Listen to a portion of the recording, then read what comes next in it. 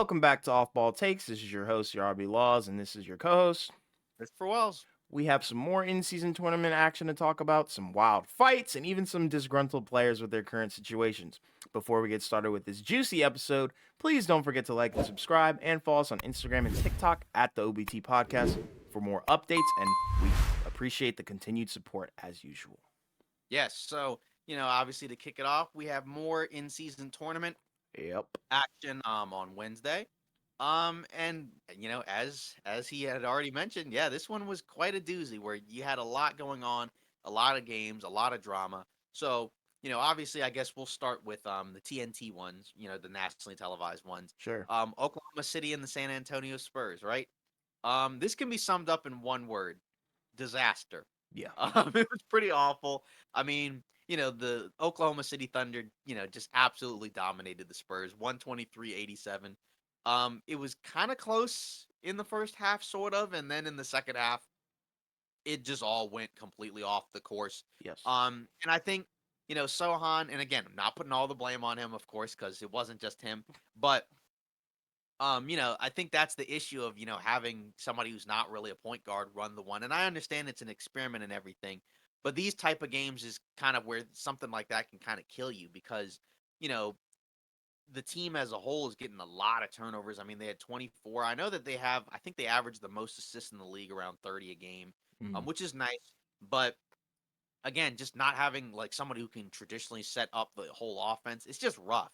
And right. it makes it tough for everyone else. And I think that's kind of the, I don't want to say unfair, but just kind of like the brutal part of an experiment like this. Cause again, it's one thing if it was like something that primarily just affects, him, but it kind of affects everybody's development as well. Cause again, it's like a guy who's just not naturally a point guard, playing that role, and you're asking him to do things that I just don't necessarily think he can do. It'd be one thing if you're asking him to be, kind of like a Draymond type guy where, he does kind of control some of the offense and sets up the passes, right? But he's Hmm. not necessarily like a quote unquote point guard, even though he's a very good passer. But, asking Sohan to run the point and initiate the entire offense is just tough. Yeah. Wembanyama struggled, right? 8 points, 14 rebounds, did have two blocks, but five turnovers himself, 4-15 from the field. Um, Pretty much everybody for the Spurs had a pretty rough night. I mean, Zach Collins was fine. But other than that, it was kind of a night to forget. But obviously with Oklahoma City, they continue to really impress. Now 7-4. Shea Gilgeous-Alexander leading the way with 28 points, 5 assists, 7 steals, 6 rebounds. 1 of 4 from three. All right, and then 7 of 7 from the line, 10 of 16 from the field. Josh Giddey's kind of bounced back after kind of a weird start to the season. Um, Jalen Williams, right? 11 points, 2 rebounds, 3 assists, right? And then, not a whole lot from the bench, right? I think some of these numbers were kind of in garbage time, but regardless, you had a couple of guys like Cason Wallace, right? He came out, he's played very well. He's been very good as a rookie. Other guys such as Micic, right? The guy that came over from overseas. Isaiah Joe. So they have a lot of options here, right? And I Yeah. mean, this is a team where it kind of feels like that. Again, I think we thought they'd be better, but I feel like they might actually be even better than we thought. Well, not I think. I know they are Yeah. actually better than we even thought. Just in terms of like, it feels like the young talent is kind of coming together. You already have a guy who, who's just kind of a superstar. Who now is basically a superstar level player. And the addition of Chet Holmgren, who didn't shoot very well, right, 3 for 10, but overall he's been very good as a rookie on both ends of the floor, which is something that we thought he would come in and do. Yeah. Especially we thought he'd be a big difference maker defensively, especially for this team who had no real size last year, and now they have options. And I mean, like this is a team where it's like, you almost kind of wonder where it's like, is this team possibly a threat, in the playoffs to actually go maybe deeper than we thought? Because I think we thought probably like play in, but like maybe higher end of the play in compared to last year where they were like 9-10, but Hmm. now they might be like 7-8 and Yeah. then go in the first round. But obviously, it's early on, so the standings and the seedings can change. But they're basically a top four seed right now in the Western Conference. And it's like, do you feel like that you actually have confidence that maybe they actually get to be one of these top four seeds and then win a playoff series? Yeah, I mean, based off the start that they've had for this season, absolutely. I mean, there's guys on here that have been playing on a phenomenal level. SGA has just been balling out on another level. I feel like the MVP hype has maybe died down on him just a little bit, just because Luka has been playing out of his mind as well. But the thing is with Shea, I feel like he's just prone to. I feel like his game is a little bit more sustainable than Luka. I feel like Luka, we know the numbers that he can put up and we know that he can explode, but I think Shea may be a little bit more consistent at this point in terms of, just the numbers that he's going to put up in terms of, just getting that 30 points per game pretty much every night. And then overall, like the team construction, I just love the addition of Chet. I think that's something that pushes them over the hump, like immediately. And I think that's something that we noticed from the jump. We saw Chet play in the summer league, and I think people had just forgot how great he is on the defensive end of the floor. But he's so physical, even for a guy with his kind of slightish frame. And I feel like it's just so well rounded. The guys have chemistry, and it seems like they enjoy playing together. They're not just there to collect a check. The chemistry is there, so I think OKC is probably primed for a. I'm not going to say deep playoff run, but deeper than what we thought. I think they could probably get to the second round. This seems like a second round team to me, kind of like the I mean, Kings last year, but I think they would go farther than the Kings. yeah, because I think they can defend better Yes. than the Kings can. I mean, I think it's just a better roster. So, Yeah. I mean, Agreed. and that is kind of the interesting thing, right? Because again, obviously, we'll continue to get into more of these in-season tournament games. But yeah, like so far, all these young teams, they're kind of the teams that are, kind of at least for right now, doing the best in the Western Conference. Um, so it is kind of it's an interesting, thing to look at. And then, again, we'll go into the next game. That was Nuggets, Clippers, right? Nuggets who continue to Huh. dominate 9-2. Actually it was this game was intriguing, right? Because they were actually they were up in the first half, right? And then they spent a decent chunk of the second half trying to come back, and then they had, a great run, primarily handled by Jokic, who didn't necessarily shoot great, but still had a really good game, Yeah. 32 16 rebounds, 9 assists. That's kind of the stuff we're talking about, right? Where Yeah. when we talked about it against the Warriors, where it felt like he had a bad game and he still had, 32 and whatever. And that was Um, even something that happened in the playoffs last year too. Like we were saying, like right, he'd have some bad or underwhelming games, but then you look at the stats, it's like the guy had a triple double. What are we talking about? But it's the shooting stuff. But he does so much everywhere on the court. It's just so right. interesting. Yeah, exactly. And then, again, Reggie Jackson filling in for Jamal Murray, we know is still going to be out for a while, right? He's Yeah. been playing really well. And that's kind of a revelation because, again, he was not very good for Denver last year, right? He pretty much was kind of banished from the rotation Hmm. after maybe only a handful of games. Christian Brown kind of had a bounce back performance, right? Because he's kind of been a guy where I think we were looking at him to kind of get off to a little bit better of a start. I mean, he hasn't necessarily been bad, right? But again, the Denver bench. It's kind of been an interesting sight to behold at times, just because again, it's been a little bit of a struggle. Sure. But again, I think that will change once Jamal Murray comes back, and you can kind of slot guys a little bit differently. But even so, you still have some other guys that have played well for them off the bench, as we've already talked about. Aaron Gordon, right, continues to be, like one of the most important players on the squad, especially on the defensive end, right? 25-5. He's the guy that's guarding Kawhi for most of the game. And Kawhi struggled for the most part. Um, and again, like they continue to show that they're, kind of the class of the NBA right now. 7-0 at home, even without Jamal Murray, they're still winning games. So I mean, again, just a really impressive performance from Denver. Yeah, I agree. And Denver, they're in such a good spot, and this is kind of why I picked them to win the championship. This is a team that I think is gonna go back to back. Um, I think nobody yet has figured out the formula. It doesn't seem like it, to stop them on a consistent basis. And like you said, their home performances are great, but goodness gracious, this game was actually really funny to watch. There were some moments here where I thought the Clippers, may have had them on the ropes, and I was like, okay, well, seems like Denver's going to lose at home for the first time, and then boom, Jokic shows up, or really Aaron Gordon shows up, specifically cutting backdoor. And that's what I was saying, about Denver. That's one thing that I like. No matter what position you are, no matter how tall you are, you're going to be cutting if Jokic has the ball. Like every single person on this team has turned into a cutter, and I love to see that.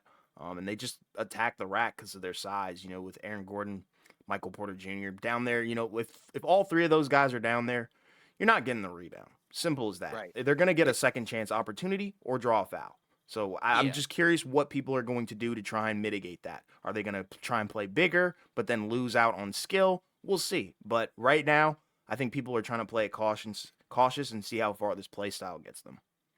Yeah, I mean, it is kind of interesting because it's not like, a crazy 3-point shooting, squad. They kind of get it done, from pretty much all over the floor because, like Hmm. you mentioned, all the cutting and actions that they do. I mean, we talked about it when we saw them in the playoffs last year, right? Where it feels like at the end of games, they can kind of just get, any shot that they want. And that's Yeah. kind of, then that's, something that's really important to have at the end of games while still being able to defend, right? Because again, like that was the question that we had about them primarily last season on their playoff run was, hey, what is this team going to do defensively, Right. against a lot of these squads? But they showed, like, when they're locked in, they can really defend at a really high level. Right. Um, and again, you look at the 3-point shooting, and they're kind of middle of the pack in terms of threes. I think they're 17th in the NBA in terms of 3-point shooting, shooting up just under 36%, which is still league average. Hmm. On 35, and a half attempts a game, which again is like that's kind of close to, the middle of the pack. So I mean, Right. that's kind of interesting. Like we mentioned, like they can beat you in a lot of different ways, and it's a tough out. I mean, that's kind of the reality of it. So Yeah. I mean, and then you go back to the Clippers, right? Again, this was a game where it felt like like you said, they were about to take it away from the Nuggets, and it would have been a really impressive, win. Obviously, the Nuggets are without Jamal Murray, but Yeah. still, right? The Nuggets are at home. Jokic is there. Without Mason Plumlee, you only got one big. Um, that was kind of the issue, right? At the end of the game, they were closing without a center. Yeah. They put in Like Tucker a we lot. talked about in that Grizzlies game, and it didn't work. And you can't go small against this team. You can't go small against Jokic, right? Because again, he's gonna dominate those type of matchups. And They now for put the Tucker Clippers, I in. mean, yeah, and now for the Clippers, it's kind of rough because I mean, they're basically what 0-6. Since Harden's been on the team. I Yeah. mean, 3-7 in total. yeah, exactly. Yeah, Disgusting. exactly. I think they've lost 7 in a row. Because the first game Harden didn't play. Yep. Even though he was with the team, but he didn't play because that was the Laker game. But yeah, Right. 0-6. It's been really rough. And again, the main thing is like the offense has been kind of bad. I mean, they shot 45% from three, but like 108 points. And a lot of that was kind of down the stretch. They just couldn't do anything. Yeah. They took Westbrook out, Which was if I'm not mistaken. crazy. I couldn't Yeah, believe that. yeah, and they put Harden back in. I mean, again, Harden, this was probably his best game, I guess, as a Clipper. With 21 and 4, 7 of 15 from the field, 3 of 8 from three. This was not a great performance from Kawhi. He had 5 steals, but 5 of 14 from the field. Paul George, despite the wedgie, he played, I think, very well. Yeah. Uh, I think honestly, he's probably been their best player this season. Yeah, and that's what Um, I was saying oh, a couple episodes ago. Like, I, right. I agree wholeheartedly. He seems like the Yeah. only guy who's got it figured out. Right, and again, it's a big adjustment, but again, this adjustment, they kind of need to figure out something relatively soon because again, even though it is early in the season, so there is time to kind of, catch up and kind of, get back into it, but they are Right. 3-7 and like the records are starting to kind of, you know, be what they are, in the sense of like, we kind of already see early on, which teams, have been playing really well and been winning games, and then other teams that have kind of been struggling. And the Clippers, they're towards the bottom, right above the Spurs, the Blazers, and the Grizzlies, and that's not, I think, where they, expected to be, and where they should be. Yeah. Because it just feels like they have too much talent to kind of be struggling like this. But it seems like the talent just so far just hasn't fit very well. Um, we'll see if the addition of Daniel Tice helps out. Maybe it will because it'll give them another option without Plumlee. But and I don't know. It just hasn't really worked so far. And I mean, like, and you've got a lot of bad performances from a number of different guys. I mean, I know the numbers where it says they've been better without Harden than with Harden. So and I think he's even mentioned the fact that he's not in Harden shape yet, which is very strange because again, I would Bro. think if you want to be traded and you want to get to another team, you should be in the best shape you can be, but that's neither here nor there. So I mean, at the end of the day, I think it's kind of what's the off ball con meter at? I mean, at this point for the Clippers, like, are we at like level 7, level 8? I mean, is it high or like are we not at that level yet? Because I Right. think it's kind of getting pretty worrisome at this point, just because like since they've made this trade, they have not won a single game, and it's not like every game they've played has been against really good teams. I Yeah. mean, like some of these games are against kind of like middling teams. Yeah, and it's like for me, like the alarms are blaring. This is the time where you need to be panicking. I know Harden doesn't feel that way. He said he needs 10 games to get adjusted. So maybe if they lose 10 in a row, we'll see if something else goes down. But I don't know. For me, I don't like the fit. I watched this game in its entirety. I saw every minute of it. Disgusting. I'm telling you right now, these guys, it's not that they're bad. I think every single player on this team is individually amazing, especially the starting five. But together and collectively, the problem is the basketball court and the basketball itself are not big enough for all five of these guys to have the ball, and really all four of them. Because I mean, Zubac isn't like one of the greatest offensive players of all time. But in Paul George, Kawhi Leonard, Russell Westbrook, and James Harden, the number one thing that they all have in common is they need the ball to work and need the ball to be at the best of version of themselves. It's like you can't have a Russell Westbrook or a James Harden that plays off the ball. That's why I don't understand why they went for this move. And honestly, you need to do something. You need to change something. So I would either say put Westbrook on the bench or put James Harden on the bench. Simple as that. Somebody's got to sacrifice, and they need to turn it around. Because being in this position with the amount of star talent that you have and the amount of hype that you had going into this season and hype that you've had over the past few years, and you can't get it done, it's just giving me red flags, and I'm just trying to avoid that at all costs. So right now, not feeling this team at all.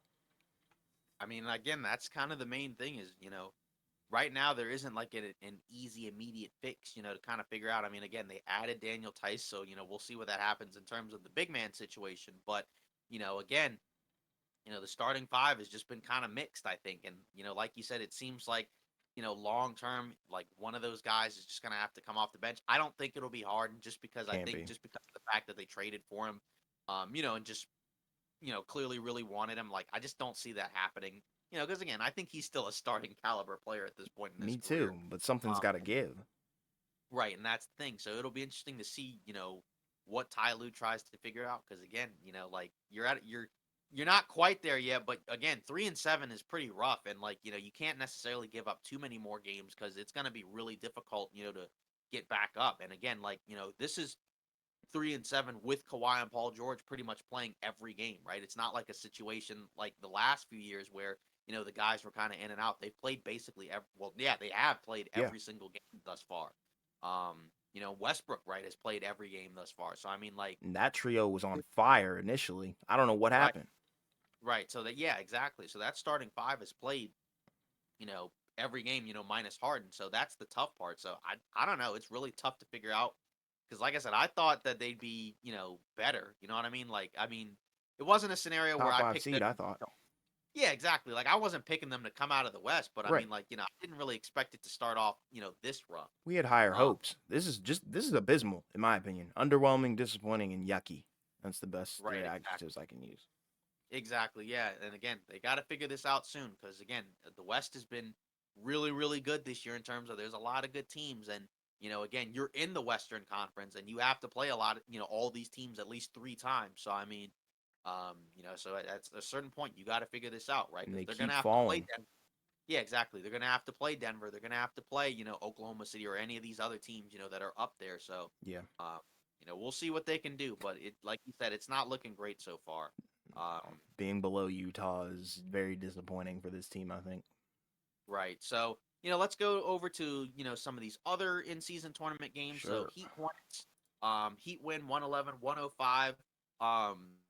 With these last couple of wins, and as we're recording, the Heat pulled off another win over the Brooklyn Nets. So they're Mm-hmm. 8-4. Yep.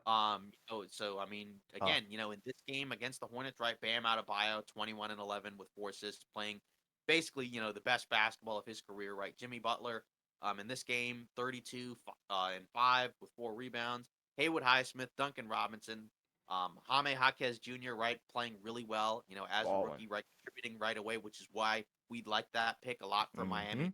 Um, even Josh Richardson, who hasn't necessarily shot well, right? He's played relatively well for them off the bench. I mean, they have a lot of options, and again, you got to give a lot of credit to Miami because again, this was a team where everybody, including you and I, were you know not exactly thrilled with how their offseason went. We wrote them Um, off a little bit. yeah, I did think getting closer to the start of the season that I thought they would probably like win wise probably be somewhat close to what they were. Mm-hmm. Because after I kind of stopped and looked at it, I was like, you know what? Some of those guys mainly played well for them in the playoffs. They seem to have some, superpower of being able to kind of find guys and just have them Yeah. fit in. They'll probably still be able to win, but 8-4. has been really good. And keep in mind, Hero's been out for a little bit, and before he got hurt, he was playing, his best balling. basketball, averaging 25, 5, and 5. And that was another factor that we had talked about where, like, hey, this guy had been in a bunch of trade rumors. He's young. He should be pretty fired up and motivated to play really well. And he was, now he's hurt, but they're still finding ways to win. Again, of course, yeah, they haven't played like every single really good team, but again, the way to pile up wins in the NBA is you got to beat the teams you're supposed to beat, and they've been doing that so far. So I mean, Yeah. it's been pretty impressive so far. Because again, they right now they have, I think, a slightly better record than the Bucks right now. Which, again, we'll see how that works in the playoffs. But regardless, you got to be pretty pleased if you're the Heat so far. Yeah, and it's like the roster that they have constructed, they have some real do-it-all guys, especially in Bam and Jimmy, I feel like. And the hero injury sucks, but I'm just glad they're on a win streak. And we wrote them off, but we also gave ourselves a little bit of a caveat where we were like, you could never count this team out just because we know their history and we know that this is a dog-fighting team. But it's really cool to see them on the up and up because I think a lot of people were very low on this team, including some of the players themselves. I know they were joking about not getting Dame and how much it stung, but at the end of the day, they've clearly bounced back from that, and are living in the present, not the past. And I love to see it. Everybody seems like they're balling on this team. And then obviously, like you said, Hawkes coming into the league like this, definitely the right pick for them. And I thought that the Lakers were going to pick Hawkes, so good pick for Miami. Yeah, I mean, and that's the thing with the Heat is that by not getting Dame, I think there's kind of again, similar to years past, right, a chip on their shoulder kind of attitude, right, where like you said, everybody's counted them out, but they're still here. I mean, Right. again, like I said, we'll see what it looks like come playoff time, but again, they've been playing really well. They'll always be in the mix, for somebody at some point. So I mean, again, like I mean, this is I think been pretty impressive. Again, considering the fact that a lot of people wrote him off, including like I said, somewhat us, even though we did give them the caveat of Yeah. they would probably still win, you know, regular season games. You know Right. what I mean? So we'll see, but. Yeah, that's a really good. This has been a really good stretch for them. Again, Yeah. without Tyler Hero, who's been playing great for them, Yeah. Shout and out to the won't be Heat. back for a little while. Yep. Um, so now I guess we'll get into a couple of these other games, right? Hawks Pistons, right? The Hawks pull out the win without Trey Young.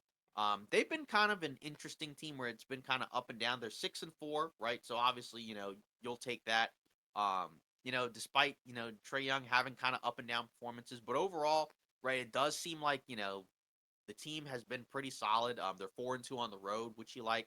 And then of course, I think the real standout for them, which has been Jalen Johnson, right? Who's kind of just come in right as the second year guy, as the starting four, and he's been really, really good. I mean, he's kind of been to the level of it's a revelation in terms of how well he's been playing, and that was kind of when we talked about addition by subtraction in terms of John Collins, who's played fine for Utah, but Yeah. Jalen Johnson really fits into what they want to do where it's like, he had one assist in this game, but just in general, he's been really good passing. He's a very good athlete, right? It feels like a small ball four. It just feels more like, kind of like the type of fits, for a coach like a Quinn Snyder. And you just have a lot of guys, playing relatively well. So I think, there's some decent things to like about the Hawks team. Again, still doesn't seem like they're going to be in that upper tier, but it does so far feel like they'll be better than they were last year. Yeah. And I feel like, Atlanta was a team that we are kind of disappointed with last year. And I think the entire league was, especially, with the brand new duo of DeJounte Murray and Trey Young being coupled together. And then, they kind of just flamed out that at the end of the season. And really the entire season, they really just stunk it up. But now it seems like they're off to a better, stronger start. I think the roster is definitely better. Um, and like you said, I think Jalen Johnson has definitely been one of the keys to their rotation. DeAndre Hunter hasn't played, the best basketball, but he hadn't played the worst. So I think that's also a contributing factor. I think everybody on the team is just playing together. It Yeah. seems like it's more cohesive. And now we've Right. got, Quinn Snyder in the fray as well. And then this is also his first, I think, this will be his first full season as the head coach for Atlanta. So, I think this is a better system than what they had going for them, a Yeah. few years ago. And I think they've come back down to earth after, their interesting playoff run a few years ago.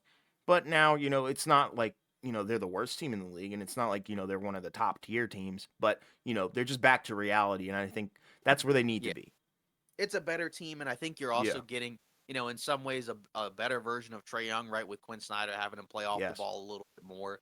And that's kind of what you want to see because again, like you want to see growth from him. In addition to some of these other guys, again, I think this is a solid team. Again, it's not Agreed. like you said, it's not a top tier team in the Eastern Conference, but it's definitely better than what it was before. You feel better about it than you did previously, and I think there are also some ways to potentially improve down the line because there's guys where like you might move them at some point, or you might swap them for somebody else, or Right. whatever. Like you have some flexibility there, but I like I said, the Jalen Johnson thing, I think combined with Quinn Snyder, changing the offense, I think those are some of the biggest reasons for, this team looking better. Because again, it's like John Collins isn't bad, but the way Jalen Johnson has played, he's been a better fit, Yep. and I think he's playing better than John Collins played last year. And like I Yeah. know Collins had an injury, but again, stuff like this, helps.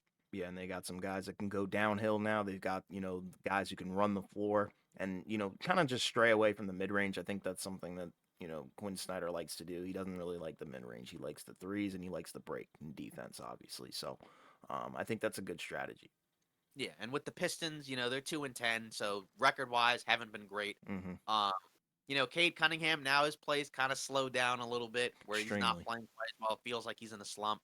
Um, but again, Marvin Bagley's been inserted into the starting lineup, in place of Duran, who's been out, so that probably, the Duran injury doesn't help. Mm-hmm. But Asor Thompson, right, continues to make his case, for just the amount of things he can do, just all over the floor, right, in terms of even his offense has kind of picked up, right? He had 21 in this game, and to go along with that, 5 assists, 8 rebounds, 3 steals, 2 blocks, right? He's been, incredible on the boards. I think the last time I checked, it may have changed, but he was like second in rebounding, pretty much. And again, he was the only guy on that list who wasn't, like a 6'10" guy or taller, Yeah. right? I mean, I this is, think he's fallen, but he is averaging double digit rebounds as, yeah, a forward. So really technically a two guard in my opinion, but it yeah, is what it's it is. 6'6". Yeah. So I mean, again, this is a guy that we really like, in the draft. And we said, like there was potential for him, to be different from Amon Thompson for Yeah. Houston because he could do so many other things, even though he wasn't like a point guard, right? Yeah. We thought, hey, his defense should be really good. His athleticism should really help a team like Detroit. And he's been doing all that plus more, right? Like he's Yes. been even better than I think we both thought. We were both very high on him because we both liked that pick a lot for Detroit. Loved it. Uh, Wish he was a because like wizard. right, because I think he went a little higher than we thought, but we were like, Stock that's a rose great pick. overnight. His stock went up, and it was well worth it and well deserved because he's Yeah. played great. He's been one of the best rookies so far. Yeah.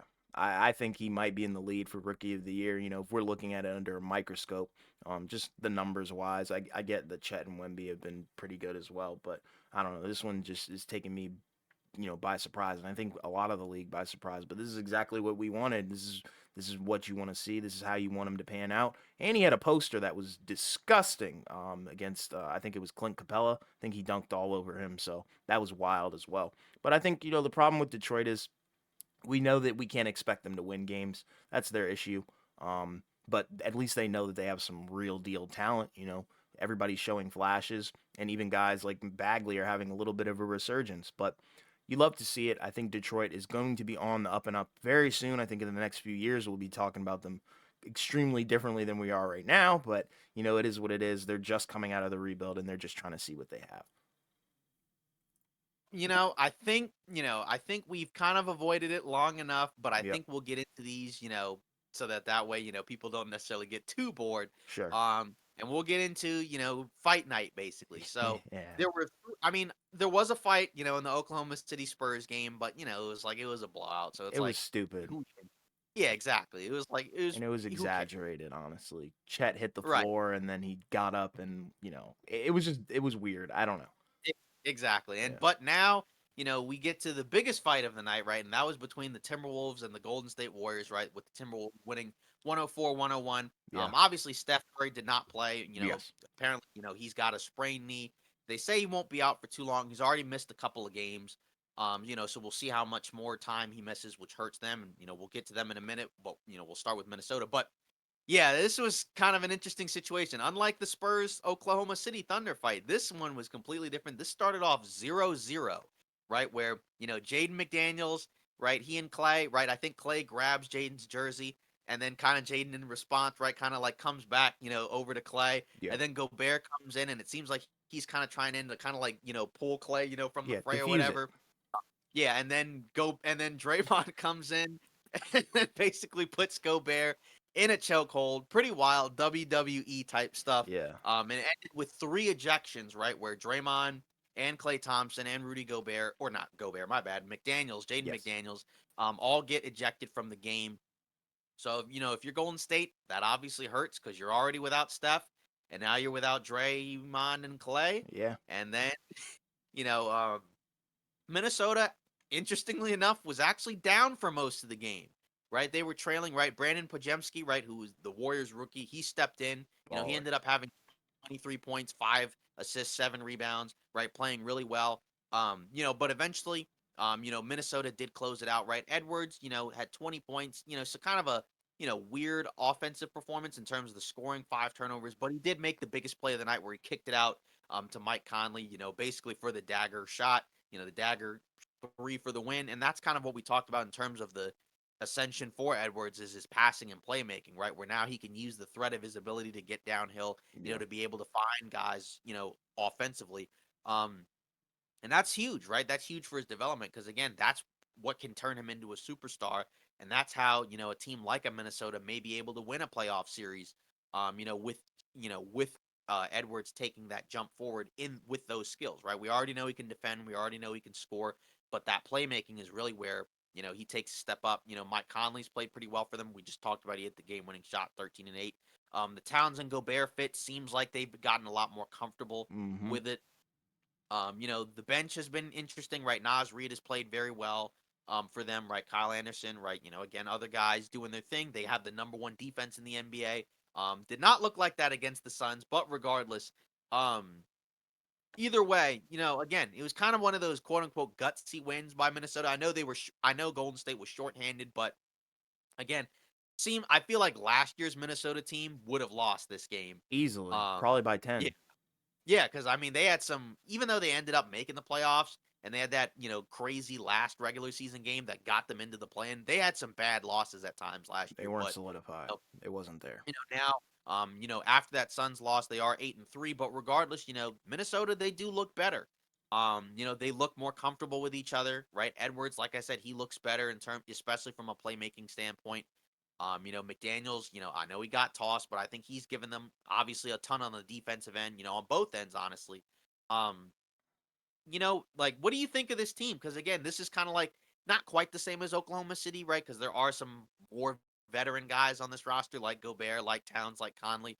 But do you feel better about their ability, to go deeper in the playoffs than last year? Because I do think it may be more matchup specific, but I do think again, if this version of Edwards as a passer playmaker, if this is what we see come playoff time, you could win a playoff series, especially if you get the right matchup. But I mean, what do you think? Yeah, I feel great about Minnesota. I think they're in the best position that they've probably been in the last, 5 years or so.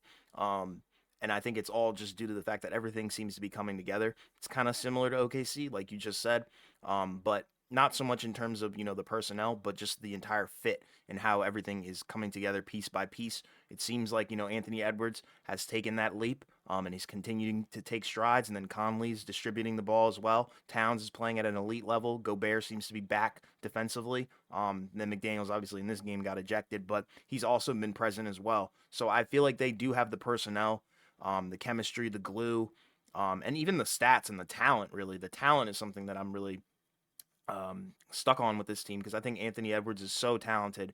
Carl Anthony Towns is also talented as well. So I think, it's kind of rare to see this, where you have a great scoring two guard who can also, like you said, play make. And then you also have a center who can do the same thing, but also not just any center, one of the best big man, shooters of all time. So I think this is a team where their potential is pretty much untapped. And I think they're still really trying to tap into it, but everything's coming together. And I think they could go very far in the playoffs.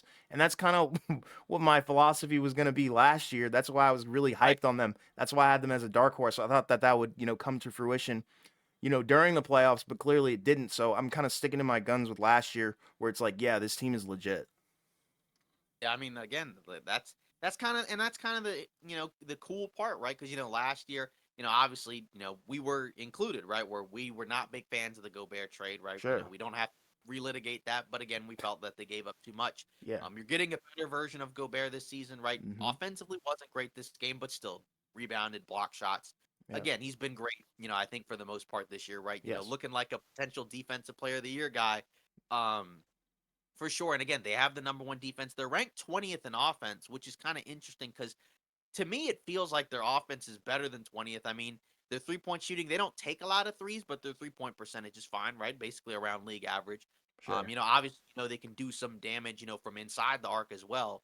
Um, so what do you think? Like, do you feel like the offense, like, does it seem like this should be better than 20th and that it will get better? You know what I mean? Or like, do you Mm. think like that they're probably kind of just gonna be like an average or slightly below average offensive group? And it's like for me, I understand where you're coming from. And I think that's just how offensively talented the league is at this point. That I think that's what's going on. I think, there's probably 20 teams or 19 Right, teams that are better offensively than Minnesota, but that just right, speaks to how good those teams are on offense as well. I think that might be what it is. I don't have the stats in front of me, but when I do watch Minnesota, it does feel like they come in with some sort of like explosiveness that other teams necessarily aren't and don't have and aren't really utilizing because of a guy like Anthony Edwards. I don't think a lot of guys have, or a lot of teams have, an athletic player like him, and then Towns as well, who's been on fire. So I don't know. I'd probably say that there's probably just teams that are better offensively than them, but that's due to the fact that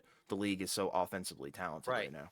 Like the Indiana Pacers, I think Right. they have number one offense. But like if we were to compare those two teams, I think we would say Minnesota's, the better Absolutely. team, or at least come playoff time, they Right. would be more likely to go far Yeah. than Indiana. And that's no disrespect to Indiana. It's just again, Agreed. you know. Yeah. That's Um, that's how I look at it. right. So yeah, so props to Minnesota for, kind of cleaning up some of the stuff from last year. And, Yeah. again, guys look comfortable, they're playing better. We'll see how it looks in the playoffs, but so far so good. If you're Minnesota, right? Yeah. Again, not a great game against the Suns. Second night of a back to back. It was supposed to be the debut of, the new look Suns, but Beal Yeah. ended up sitting out and he's What do supposed you to be know? out. But going back to the Warriors, right? So the Draymond thing, so now he's gonna be suspended for the next 5 games. We're Dumb. recording on a Thursday. So they're playing tonight against the Oklahoma City Thunder. You knew something was probably gonna happen, right? Like you just knew it was coming. Right, because we know what happened in the playoffs last year. We talked about it. And it just again, it's just a situation where again, it's kind of rough if you're Golden State because he's had like I think like at this point a few games he's kind of put them in a bad spot. Where I think the Cleveland game, if I'm not mistaken, one of those he got tossed. Um, Yeah, that was you know, with of course, when he was getting into it with Donovan Mitchell, right? yeah, exactly with Okay, Donovan yeah. Mitchell. The previous Minnesota matchup, right? He didn't get tossed, right? But he was talking to Edwards, and then Edwards kind of just put the game on his Yeah, he back and kind of turned it put it on. away. Yeah, and then of course, in this game, right, he put him in a bad spot, so he's going to be out for a while. They're also without Steph. They basically lost 5 in a row. They're 6-6. I feel like I don't know if it's panic time yet, but I Mm, feel like there's kind of some more concerns with this team where it feels like the last several games they've lost have been kind of in the same way, okay. where they're playing against a team with length and athleticism. You don't really have a secondary creator outside of Steph, even though Chris Paul can kind of create for others, right? I feel like the self creation has been kind of lacking this year. I mean, he wasn't bad in this game. He had 15, 6 of 14, missed kind of like a late game shot where he didn't even put it up, right? He ended up kind of passing it out Yeah. and just kind of throwing it away. And I think some of that is because he can't get off his shot quite as easily anymore. Um, and it's weird because it does feel like with the pool thing, you solved one issue in terms of, not completely falling apart when Steph is off the floor, but Sure. you still have some other issues where, again, now without pool, you don't have the same, kind of creation stuff. Um, and again, like, there was a crazy stat where, before Pajemski had his, whatever night tonight, right? Before that, the only person other than Steph that had scored 20 points in the game this year was Saric. That's crazy.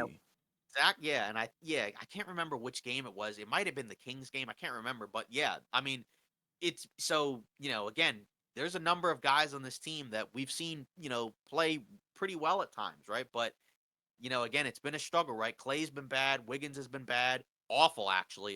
Yes. And those were kind of things that we were talking about. Not quite as much Wiggins, but I think there was something with Clay where we were kind of wondering, like, what is he He's going to look done, like bro. this?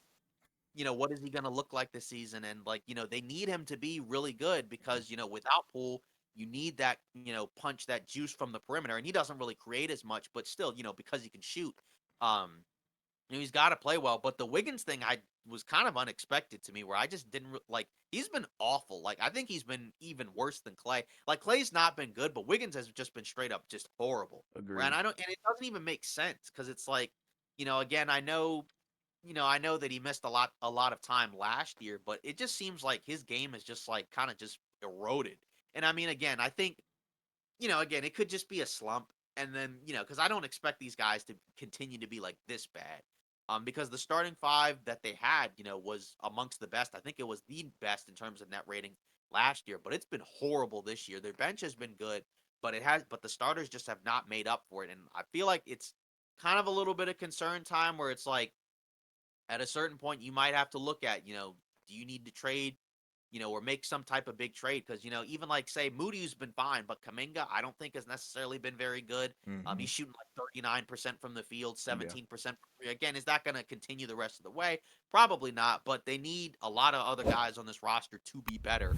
And it just feels like that. Again, the kryptonite is the long athletic teams that are just going to kind of swallow them up, force them to not be able to get into the paint.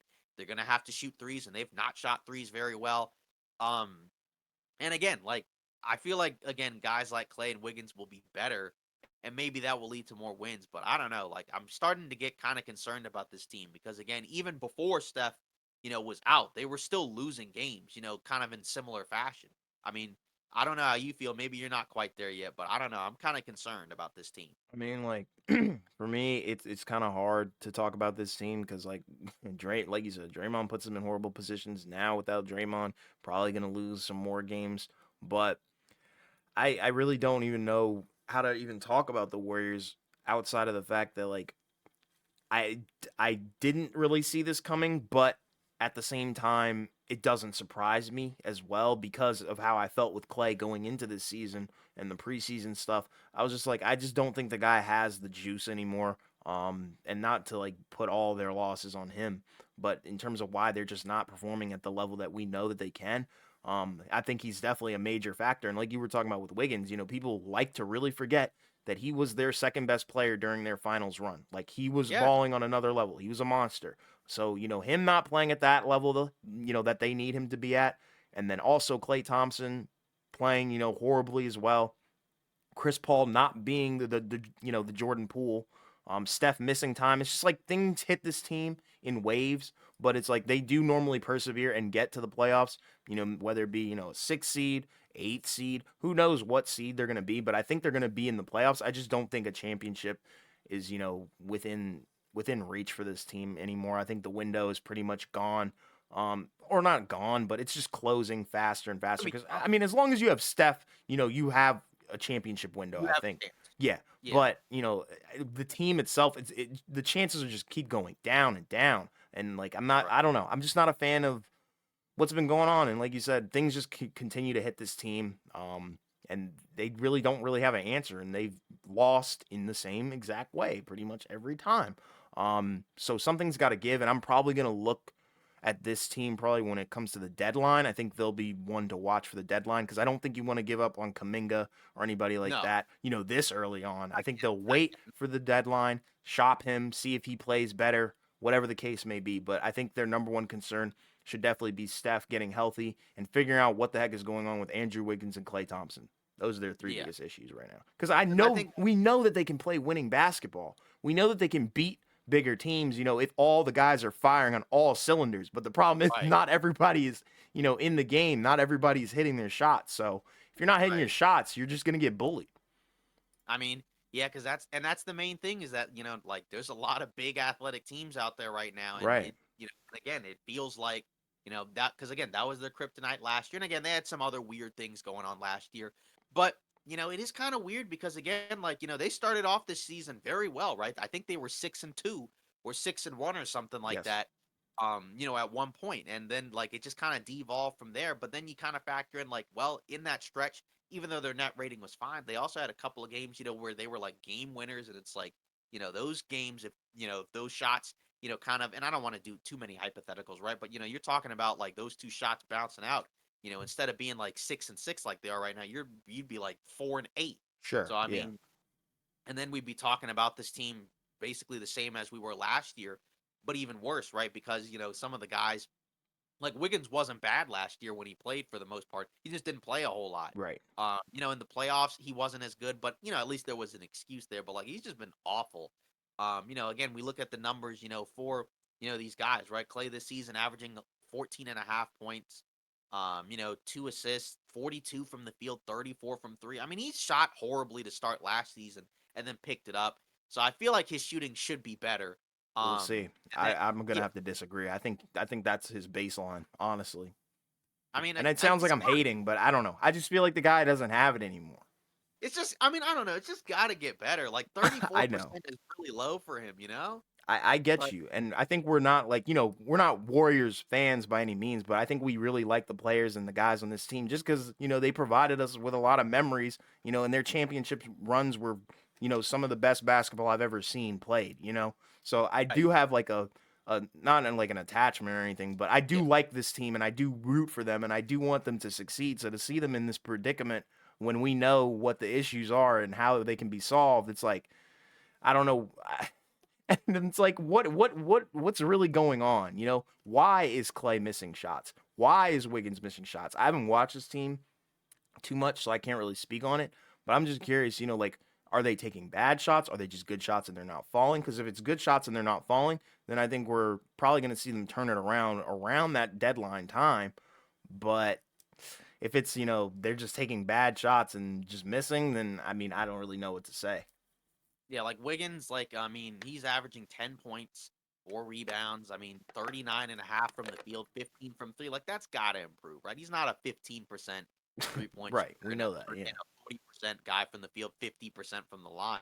I mean, I feel like that's got to get better, but it just even the effort, it doesn't really like because it's one thing if he was like just missing shots, but even the effort isn't there. Like the rebounding isn't there, the Hmm. shot blocking isn't there, and Hmm. that's kind of where to me like the biggest concern would be because it just seems like again like it'd be one thing if like all the other stuff was there, but he's just missing shots, but it's not that. Like everything's just kind of eroded where it's just like it almost feels like he's going back to Minnesota Wiggins, and that's not what you want if you're Golden State because you need all these other guys to play well. Right. Um, Particularly now that Steph's out. I mean, even with Steph, you need those guys to play well because again, a lot of the games this season have kind of been, Steph has a crazy game, and either they win or they lose. Because Right. again, because we've read out the box scores for some of those games, and it's like. And as I said earlier, right? Like before Pajemski, only one other guy other than Steph had more than 20 in a season, and that was Saric, who doesn't even start, aside from when guys are out. So Right. that's got to improve, and I think it should improve. But again, like it's kind of like what you said, where I just didn't necessarily have them quite at the upper tier, in the Western Conference because I just Uh-huh. felt like the lack of size, it was going to be really tough to beat some of these teams. And again, like you said, they can beat bigger teams for sure if they shoot really well, Right. but they just haven't. And I mean, like again, those shots should fall. But again, the formula for them last year, right, when they played the Lakers, right, you take away the paint and you kind of force them to take threes, and if they hit it, they'll win. But they're gonna have to take and make a ton of them in order to beat you, and it just hasn't been there. And again, like they have some guys that can shoot. We know this, so we'll see if it picks up. But again, I feel like this is like you said, a team to kind of watch around the trade deadline because it Absolutely. just feels like something's got to give. Either guys are gonna have to play better, or somebody's gonna have to go. Exactly.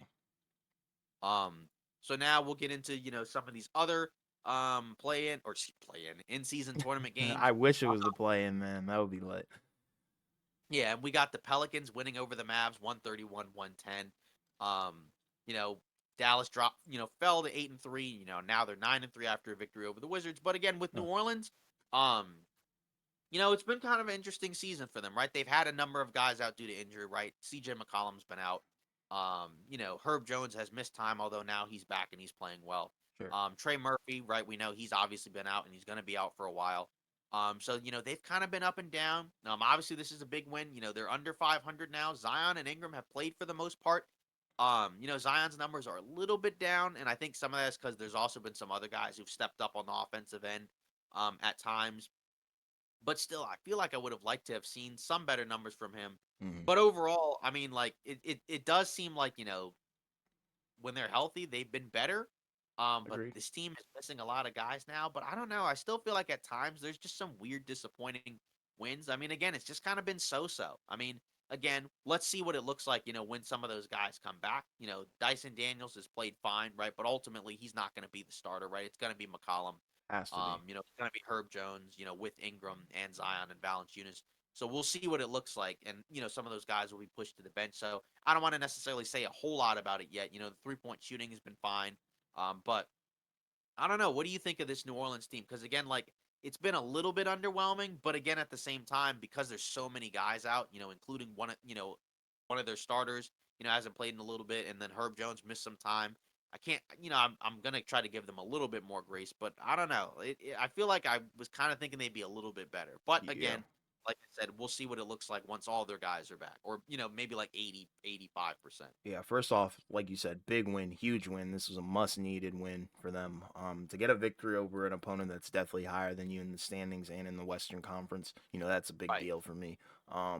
But back to what you were talking about with New Orleans, I don't think they've been necessarily underwhelming. I think they've been um just hit with the injury bug, and that's an unfortunate thing. I would have thought it would have been Zion or Brandon Ingram, but unfortunately, it's McCollum.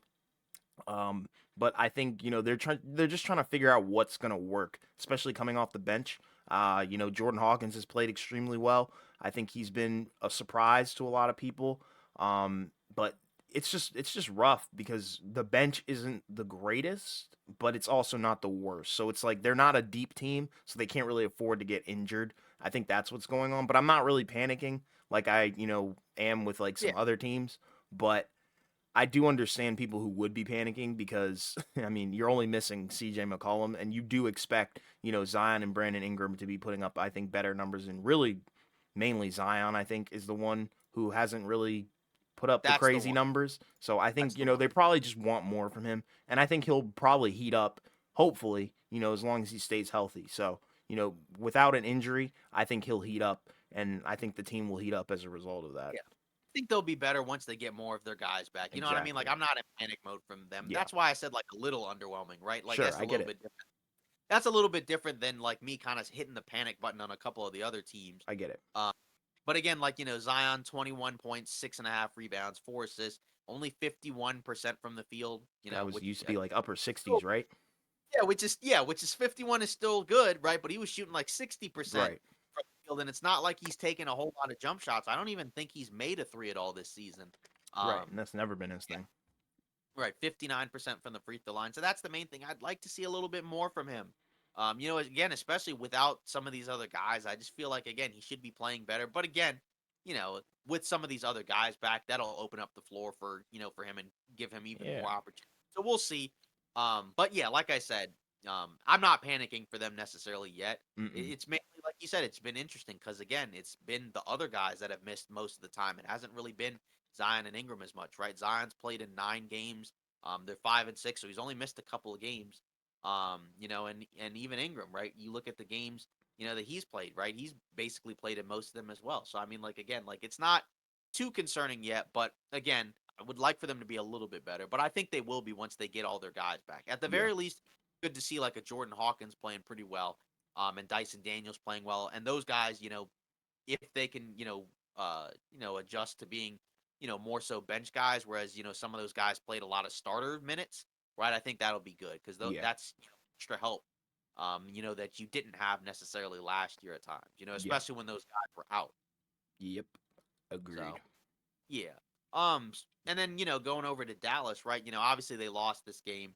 They did get, the other win right over the Wizards. So, 9-3 for them. They've looked very good, I think, for the most part. Hmm. Again, like, you look at the schedule, and again, it's not like they've played every really good team, but again, you gotta beat the teams, that you're supposed to beat. And Yeah. those were games they would have lost last year, when you look at a lot of the games that they won. Because remember, we talked about it last year where we're like, holy moly, they lost to Charlotte, like multiple times, Hmm. and other teams that they shouldn't have lost to. I mean, Right. it was just rough. Lively, in this game, 4 points, 9 rebounds. Um, again, but overall, I think he's been a really good rookie, and he's kind of changed. the way that they're able to kind of play on both ends of the floor, right? Because he's, a little bit more athletic than Dwight Powell. He's a decent athlete, but still, you can do the lob throwing, like you could do with Dwight Powell, but you get more rim protection, you get more rebounding, um, on both ends of the floor, right? Offensive and defensive rebounds, and you get more shot blocking. It's just a really good fit, which is why we liked the pick.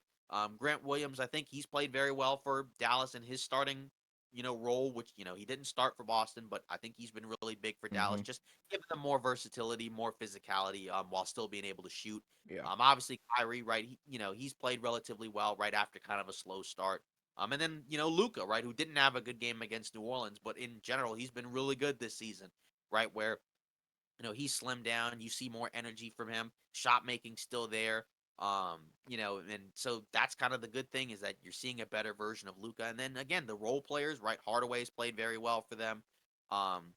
Derek Jones Jr., right? That was a guy, who at the beginning of the season, when we saw him in the starting lineup, we thought was kind of weird, just because of the lack of shooting. But he's Hmm. been very good for them. He shot relatively well for them, and he gives them, some length, some athleticism, and activity. And I can see, it makes a Yeah, I lot more get it. sense, um, putting these guys around, Luca and Kyrie, who are not the greatest of defenders, but putting all those guys around them, it makes a big difference. And, Yeah.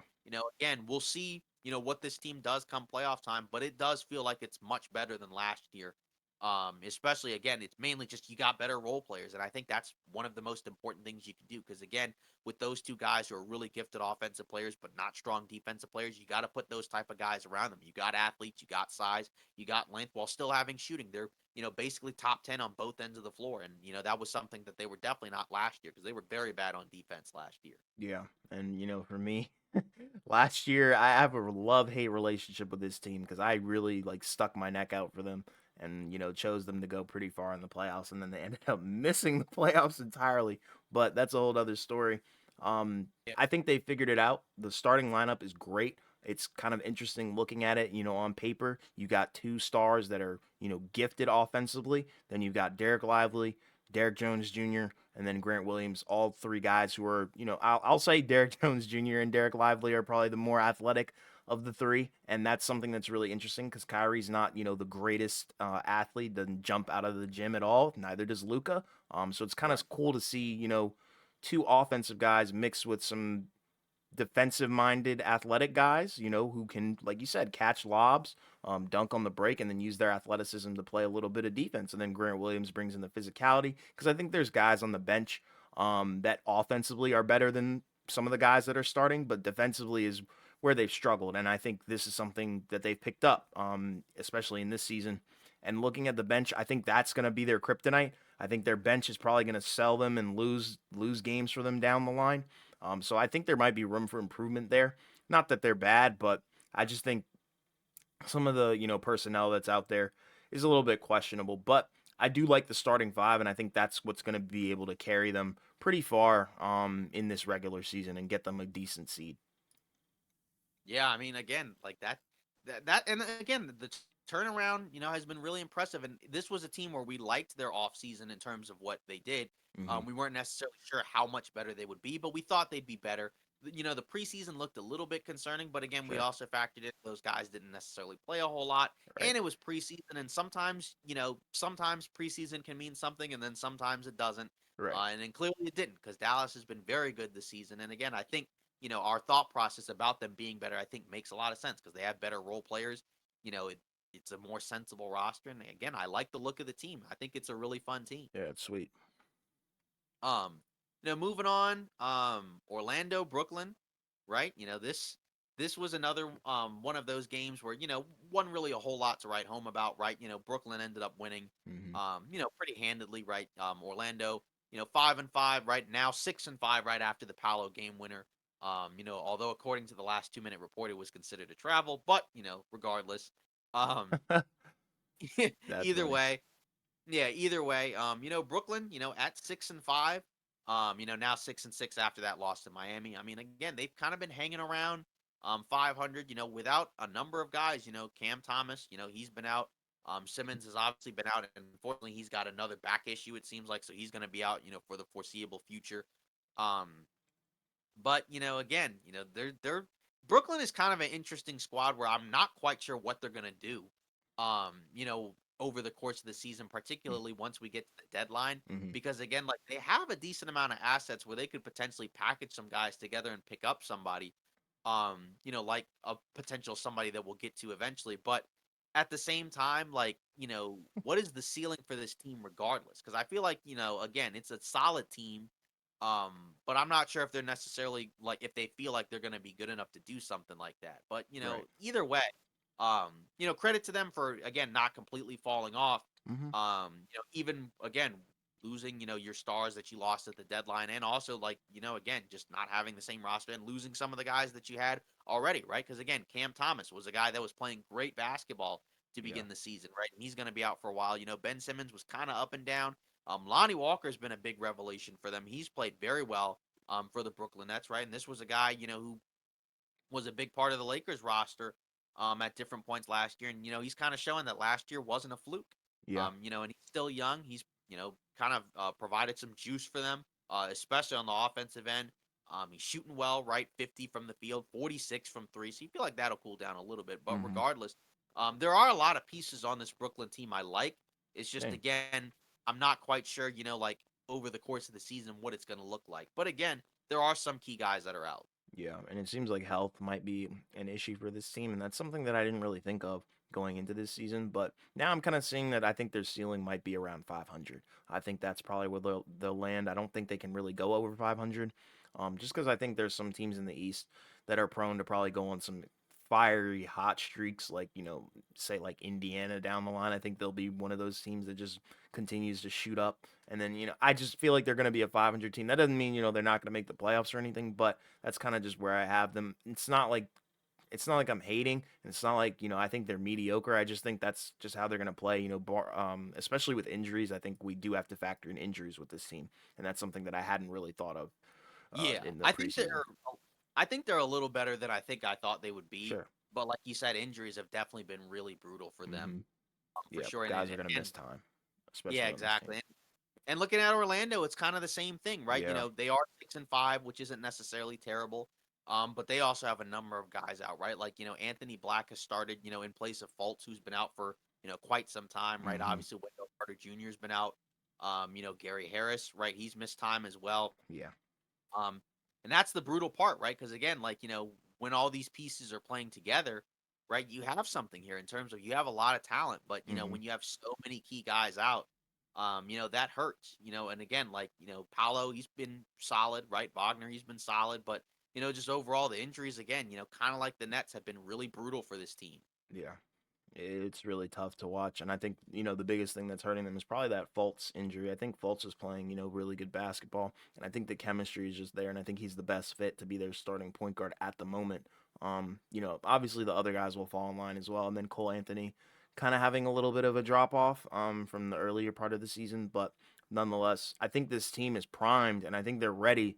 To take a spot in the East. It's just can they really step up to the plate? And I think the youth is something that's holding them back a little bit, but could also catapult them into that spot where I think they should be. And I think both of us can agree that they really need to be.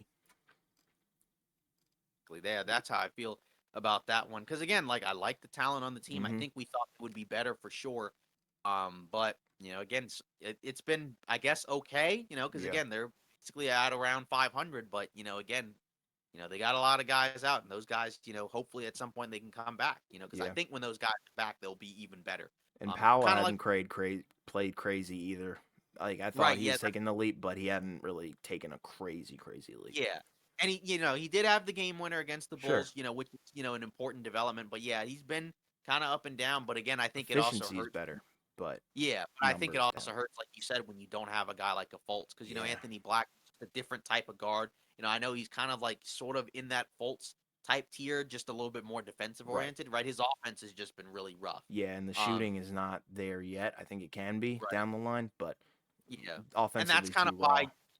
yeah, and that's kind of why I think he was relegated to the bench, until these guys were got hurt because he Yeah. wasn't really playing. At all, right? Right, and Because they that's had the good a lot decision. of depth. Yeah, they had a lot of depth at the guard spot, and they didn't really need him, right? Like Right. Jet Howard, right? It's another guy who hasn't really played at all, because of the It's the guard depth, inverse. right? You got Joe Ingles, out there playing, and he's played relatively well for them Yeah. for the most part. He's kind of been like a veteran presence for them. But again, like it'd be nice if your youngest guys could play well. But again, they're also very raw. So I mean, Yeah, like that's the problem. again, the main thing is I think you need your main guys back. If you can get Fultz back, if you can get Wendell Carter Jr. back, then I think you can kind of start cooking. But until Mm-hmm. those guys come back, I think it's going to be kind of an up and down, thing for them, which was already probably going to happen anyways because it's a young team. Yeah. Moving on, right? Pacers, Philly, right? The Pacers with a 132-126 win over the Philadelphia 76ers, right? The Pacers now basically 7-4. Um, Again, this is a team that's gotten off to a really good start, this season in terms of we liked a lot of what they did in the offseason. I think we were curious to see what their win total would be. I think, I thought that I think the over under was like around 39 or something like that, or 35 to 39, and I thought they would win more than that because I felt that they would be better. Particularly with Halliburton, it seems like he's taken a leap and he's kind of crossed into that threshold where it's like, this guy might be, one of the top tier point guards of the game, right? In terms He of like is. the highest pyramid tier, whatever you want to call it. Um, I mean, just what he's able to do, particularly, again, as a playmaker, being able to control the game the way he does while still being able to shoot. I mean, he's shooting over 40% from three, right? A 50-40-90 season, which again, that doesn't happen a lot. There's only a handful of guys that have been able to do it. I mean, he's doing it right now. So what he's doing is incredibly impressive. Yes. Leading Indiana to one of the top offenses. I think the number one offense. Good performances across the board from a lot of guys. Right, Obi Toppin had a really good night. Miles Turner, right, fouled out, but I think overall had a decent game. Matherin kind of came back down to earth. Right, he had, he's been a little bit up and down. Had some good performances. But again, um, with Indiana, they have a number of guys they can put out there, right? Because if guys in the starting lineup are struggling, you can put in somebody else. You got Aaron Neesmith, right? You got Nemhart, you got TJ McConnell, even Buddy Heald. Um, a number of guys, right? Like this is a really fun team. Again, I'm curious to see what it looks like. As I know this sounds kind of, like a, broken record, but again, Mm-hmm. I'm curious to see what it looks like come playoff time. But either way, this team definitely is a lot better, um, than last year. And it wasn't even like they were terrible last year. They had a lot of injuries Yeah. that I think limited what their win loss record could be. But the fact that Halliburton has taken the leap that he has, helps tremendously. And I think that's kind of the driving factor, that, and also you have a number of other solid players as well. But, again, him crossing into that threshold where, he's already past the where he's basically an all-star plus, Oh, type, easily. like that's kind of the big thing for Indiana where it's like, now you're really doing something. Yeah, and like for me, I wasn't too crazy on Indiana itself. I was really hyped about Halliburton before the season started. I think it was when we did our Indiana breakdown. I was like, yeah, this is definitely a guy who I think is primed to take that next leap. I put him in the category of like Shea, Anthony Edwards, like guys who were destined to take that leap this season. It has to be this season. But yeah, he's been doing some crazy stuff. It seems like he might be one of the last true PGs in the league. Where it's like pass first, but then he can also get to his own spots. And when he does get to his spots, it's not like he's bricking, he's making it. So I think, that's the thing that's been pushing them over the edge for sure. And he gets everybody involved. The floor general aspect is there. Even guys that, haven't been playing too crazy. I mean, Matherin hasn't been, you know, the best, but, he gets his shots up. And then obviously Turner is great in the game. Um, and then Bruce Brown, I think, has also been a great addition as well. And I think he feeds off of Halliburton, just as well as he used to feed off of Jokic. So I think this team is definitely one of the ones to watch, come playoff time, I think. And I didn't expect them to get off to this hot of a start. And I'm glad that Indiana actually cooled Philly off a little bit. I think that was much needed, so I'll take it. Yeah, and I mean, again, he was the 12th pick of the draft back in 2020. I mean, again, you look back at the guys in that draft. I mean, Yeah, again, it's kind of wild, just how it ended up going. I mean, um, if we look at that draft, obviously Edwards was the number one pick, right? Obviously, well deserved. He's, pretty much been, a beast. And then after that, Wiseman, who's been, yeah. not necessarily great. He's, I think, been the most disappointing. Um, and then after that, right, LaMelo Ball, who's been kind of up and down. Patrick Williams, who started off hot, right, but he's definitely tailed off, and Oh he's yeah. just not. He's just not been that great. Yeah, Okoro's been okay, but also has not played a whole lot. But again, I think overrated. I think that was probably a pick that you might regret a little bit. Overdrafted is what I meant to say. Okongwu's been fine. Yeah, It's just I like again the pick. backing up Capella, so I don't think you regret that if you're Atlanta. Killian Hayes, he's been playing better as of late. So we'll see what that looks like. Yeah. Obi Toppin, you definitely regret that if you're the Knicks. That because you gave him up for basically nothing. Mm-hmm. Apia I think has been fine for the Wizards. Yeah. Jalen Smith, right? For Phoenix. I mean, he's been playing better, I guess, in Indiana, but the fact that they drafted him and then got nothing out of him and got rid of him for nothing, that's rough. Devin Vassell right after that, and then Halliburton. Geez. Yeah. If you're Phoenix, imagine if they had gotten, like a Halliburton or if the Spurs had got, obviously Vassell's awesome, Yeah. but like, Vassell's if you amazing. got, yeah, but if you had gotten Halliburton, imagine him and Wenbanyama. That would be Ooh, I mean that's exactly what they need too. But right. I'd seen something come up, a couple days ago regarding Indiana and specifically Halliburton. A lot of people were, knocking the Kings for the trade, um, in giving Yeah. away Halliburton for, for Sabonis. But I don't really, I didn't really foresee a world where Halliburton and De'Aaron Fox could really coexist. I just don't think a backcourt like that could work, where like Halliburton has to have the ball and De'Aaron Fox also has to have the ball. And that kind of goes back to what we were talking about at the beginning with the Clippers. I just don't think that that pattern is just gonna work. So I Right. don't really think that, Yeah. Sacramento should take a lot of flack for that. Especially No, I since don't think Sacramento ended their playoff drought recently. Yeah, So exactly. come I on think now. that's because again, like that's the main thing you look at is you made the move, you Right. made the trade for Sabonis, and it helped you in two ways, right? Because one, it helped unlock De'Aaron Fox, who I think a lot of us thought was still really good. It had gotten to a point where I think there was a time, when the Ben Simmons trade talks was going on, and some people were like, yeah, they should trade, De'Aaron Fox for Ben Simmons. Um, Oof.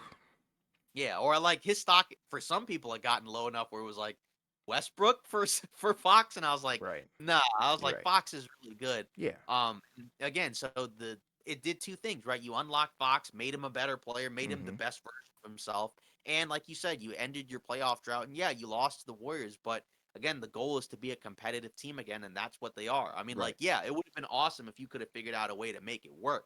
But either way, I think it's kind of as close to a win-win trade as you could have for both teams because both teams are now in a spot where if you're the Pacers, now you have a franchise guy, who's better than the guy you had in Sabonis, Right. um, that you can really build around. And then if you're the Kings, now you're a perennial playoff team when Exactly. they hadn't been a perennial playoff team in 20 years, Yeah. basically. So So I think it's a that, win-win trade. It just yeah, depends on what scope you really want to look at it in terms of like right, who's better. But both I yeah. think have been flourishing amazingly, and it seems like Indiana is just on the come up out of nowhere, Right, really. yeah, exactly, and that's what I'm saying. Where it's like I just think it's a win-win because Right. again, both teams got what they wanted. If you're Halliburton, you're the franchise player for a team, that like you said is on the rise. And if you're the Kings, like I said, you're getting the best out of a guy that you drafted Right. that you believe, and you brought in another guy that helped you again be one of the top teams in the Western Conference. And now, like I said, you are a perennial playoff team, which you were definitely not before. So, Exactly. like I said, I Yeah. don't think either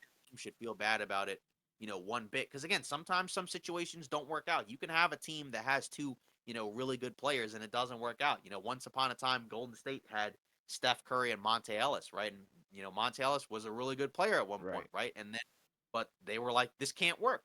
Yeah. You And so can't then they do it, moved him. bro. Not in the Yeah, they moved backcourt, him. especially. It's really the Yeah, backcourt is where they struggle.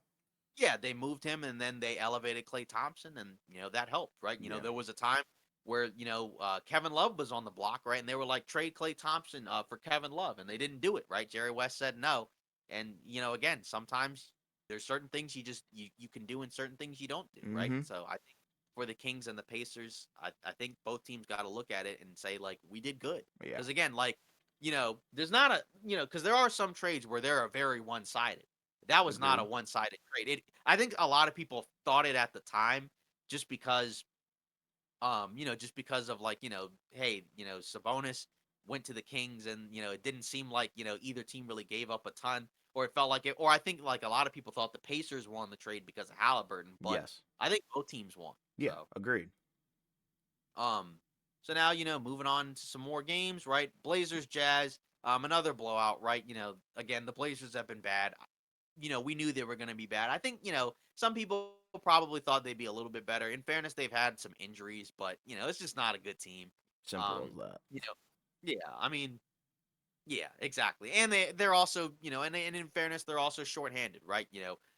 No Anthony Simons, no Scoot, even though he's been playing poorly, no Robert Yeah. Williams, and you're without a bunch of guys. Yeah. So, um, but then with Utah, right, you're 4-7 right after kind of a rough stretch. You got a few wins, you're getting a little bit closer to 500. Markkanen's still playing well, Clarkson's still playing well. The rookie George has played well. Right. So they've kind of adjusted the starting five, and it seems like it's been better. Um, because I just think, having Sexton and Horton Tucker in the backcourt starting together, I just don't think was gonna work because, both guys kind of need the ball. Neither guy's a great outside shooter. And, both guys are also kind of like score first guys. So Yeah. it just wasn't working and they needed to change. And it seems like it's been better. And again, they've also been without Kessler, who was really good for them last year, kind of struggled to start off this year. But either way, again, I'm curious to see if they can get back to 500. They're 3-2 at home. So, they're okay at home. But I don't know. What do you think of this Jazz team? Because again, I think we definitely thought they would take a step back, but Yeah.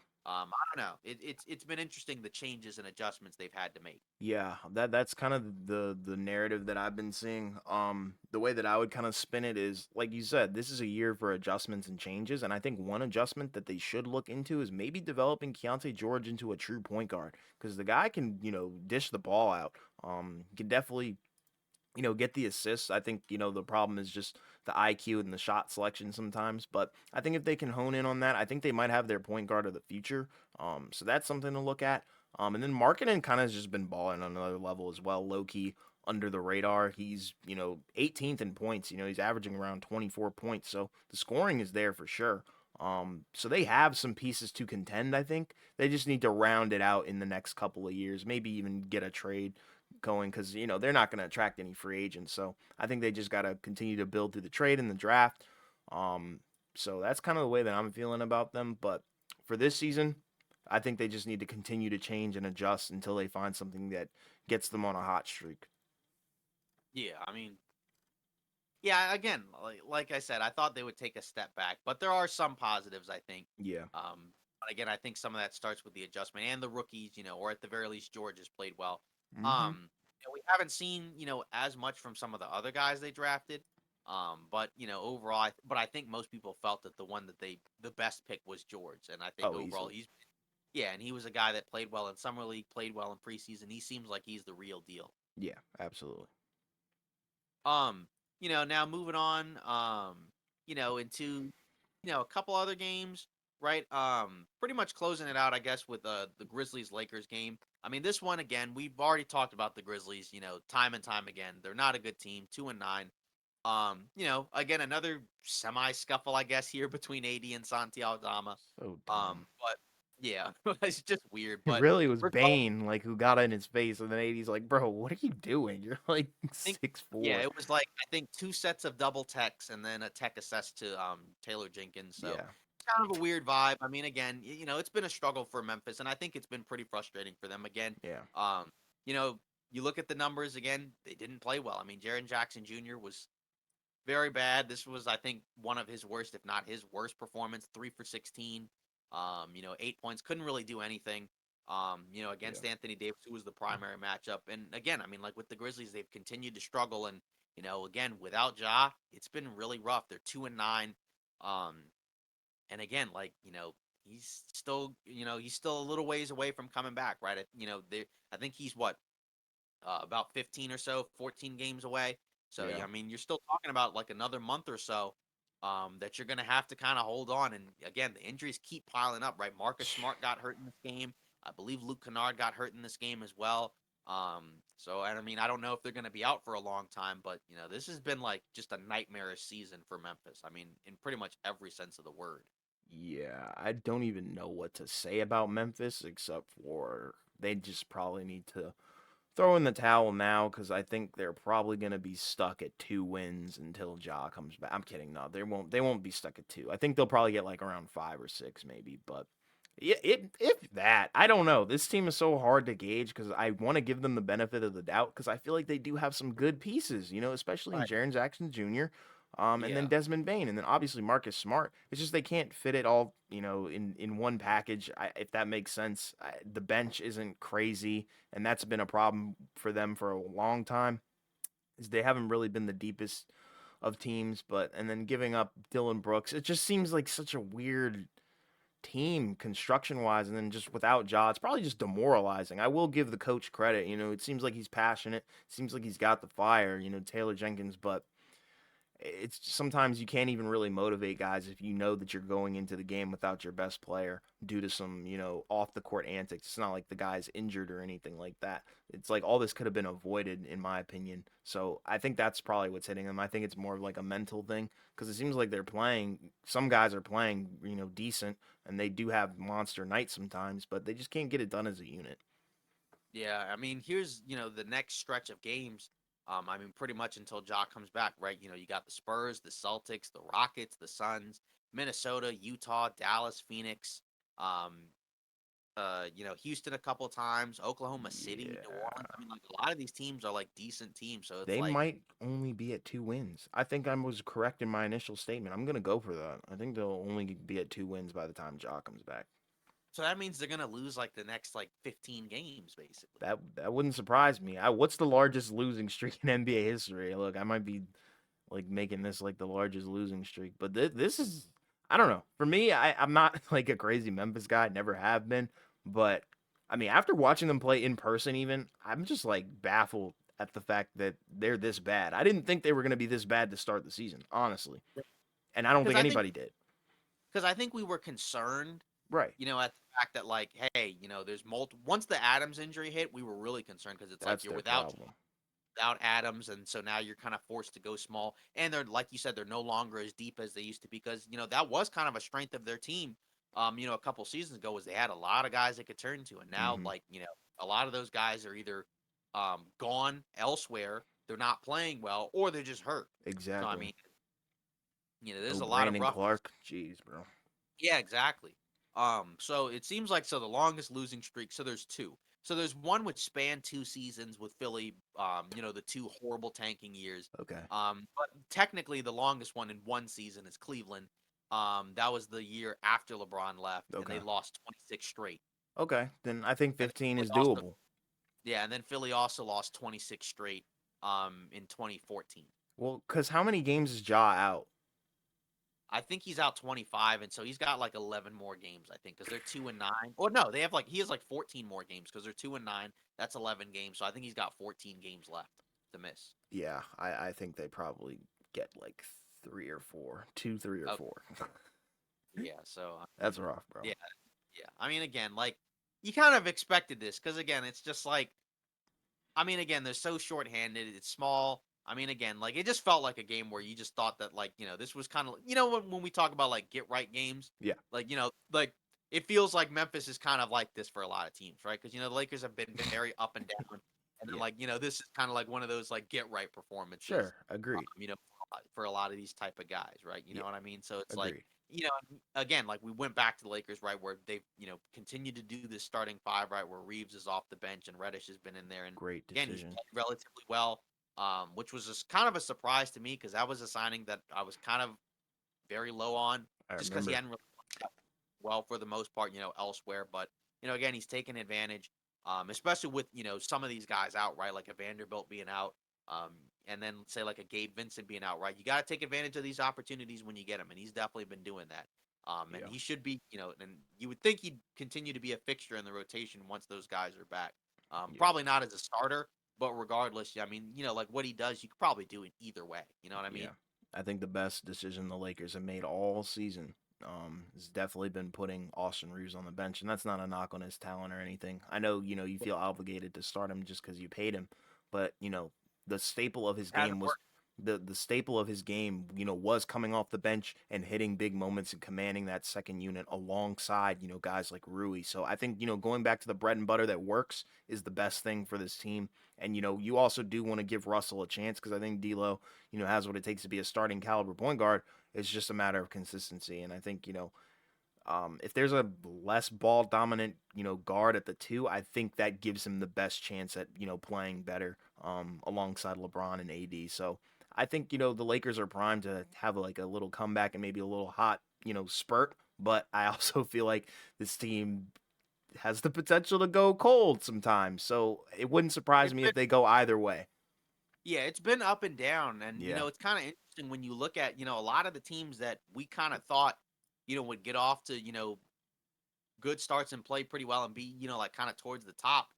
They've been closer to the bottom. Like again we talked about it, right? Lakers, Suns, Warriors. Outside of Denver, right? Those were all the teams that we kind of thought would be amongst the top, but Sure. standings wise, they've been closer to the bottom. I had Whereas them these at other third teams, right, seed. like a I Dallas, literally had yeah, them at third seed. right. Whereas like a Dallas, Minnesota, Houston, Oklahoma City, right? Those teams are closer to the top, right? And Hmm. again, like, those are the younger teams, right? That have like a lot of, just like a lot of energy, a lot of juice. Whereas like these teams are a little bit more veteran laden. I mean, I know the Lakers have young guys, right? But you do have LeBron and AD. LeBron Right. specifically was older. And then obviously with the Warriors, yeah, you got some young guys, but your core is also older. Yes. And I guess the Suns have some young guys as well, right? For sure. Like in, Booker's still pretty young. Yeah, I agreed. guess yeah, Beal's 30, but then like, Durant's 35. So I Right. mean, so that's kind of been an intriguing thing to look at. But yeah, that's pretty much it for the in-season tournament games. Again, Hmm. that's what day 3, I guess, of the Yeah. in-season tournament. Obviously, we've had some teams eliminated from it because they've lost a couple of games, and teams, that probably don't have much of a shot. But um, yeah, overall, like I said, I think it's been a good, addition to the NBA in terms of just, Agreed. again, Yeah. we've had some games that have been pretty rough. But that was kind of to be expected, just because again, like things happen. Yeah. But Injuries and overall, I all think kinds of stuff. yeah, but overall, I think the effort level in most of these games has been really good, even from like teams where it's like you have no chance. Like like even the Minnesota Golden State game, like Golden State lost, but they did play very hard and they were up for most of the game. They just didn't have enough to close it out. But like Yeah. still just yeah, and again, like clearly there was a lot of passion going on there, with the fighting. So I Yeah, and mean, even like in the Denver Clippers game, I think that was my yeah, favorite one that I've watched. Albeit Jamal Murray wasn't, on the court unfortunately, but in general, I really felt like that was a playoff game. They were really fight. It felt like they were fighting for something. Sometimes you just see guys give up and they don't really care, and there's I don't know. It's just weird. And then with the wedgie shot, it just felt like, everything just felt like so exasperated when the ball got wedged in there, and I was like, dang, man, like that really sucks. Like I actually felt the sting and pain of that shot. yeah. So I really do like the in-season tournament, and I hope they continue with it. Hopefully,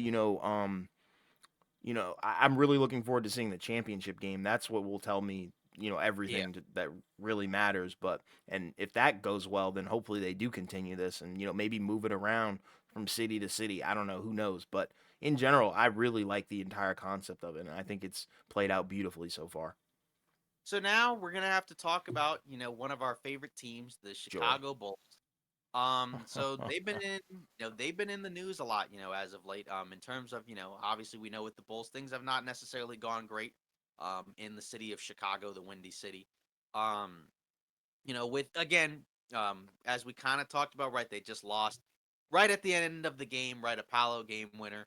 That technically should have been overturned, but either way, it's been that kind of a year for the Bulls. They're 4-8. They look bad. They had that meeting right after the first game of the season. Um, but there's been a lot of talk about, potentially the Bulls maybe breaking up the mid three. According to their fans, that's what they call them, the mid That's three. wild.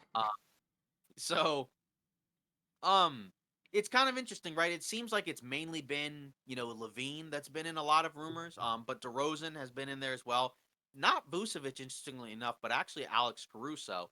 I think just because again what he can do in terms of the Okay, defensive end, got it. just like, and I think like that's kind of the type of role player that a lot of teams would like. I feel like probably more teams would probably want a Caruso over a Vucevic, and it's Hmm. not that Vucevic is bad. It's just I think in terms of a playoff rotation, it'd be easier to fit him in. Just because you can slide into either guard spot and you can just put him on another guy and he can obviously can go out there and defend.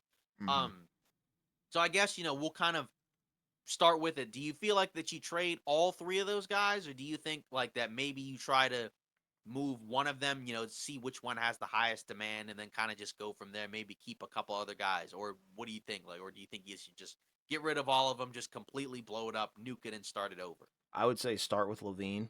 I think that should be your number one priority. You should definitely start with Levine. I think he's, their best asset, the biggest one. See what you can get for him, and not even like, actually moving him maybe. Just, start shopping him. See what the offers are. then you can make a informed decision on based on that.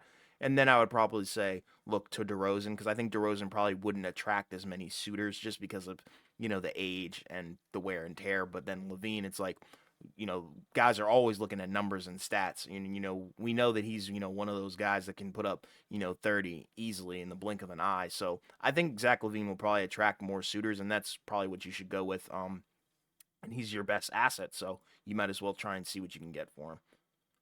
Yeah, so I guess, if if you're looking at Zach Levine, right? Mm-hmm. So obviously we know, his best asset, right? He's very athletic, you right, Sure. a pretty good scorer. Mm-hmm. Um, for sure, like you said, he can heat up in the blink of an eye, Mm-hmm. right? He can shoot. And that's kind of an interesting combination in terms of being that athletic while also being able to shoot. Exactly. Obviously he's had some injury issues. His contract is pretty big. So I think that there's some concern there. But I guess, if you're looking at Zach Levine, where do you think, would probably be, like the best fit for him? Because, there's kind of been like a number of teams, that have kind of been rumored to chase after him. Um, but, again, I feel like, there's only probably like a handful of teams where I think it makes some sense. Mm-hmm. Obviously, like there's been kind of, some talk about maybe Philly, right? Mm-hmm. There's been talk about maybe like a team like a LA or maybe Mm-hmm. a team like a New York or Mm-hmm. maybe a team like, I don't know, some people have thrown around like, what about like a Dallas or Golden State? Mm-hmm. The Dallas one I think is kind of weird because I feel like Yeah, that one that's it out would of the almost question. have to be like a Kyrie Levine swap. Yeah. You know what I mean? Like as opposed to like I don't know if all three of those guys could just play together. Right. Um, but, of all the teams that have kind of been talked about, or maybe there's another team that people aren't thinking about, what do you think would probably be like the best spot, for Zach Levine? Sure. The Warriors one really piqued my interest. I really like that. I think like we said, Clay Thompson, Andrew Wiggins are having, career down years. And then, also uh Kaminga hasn't played all that well, so I feel like, you could maybe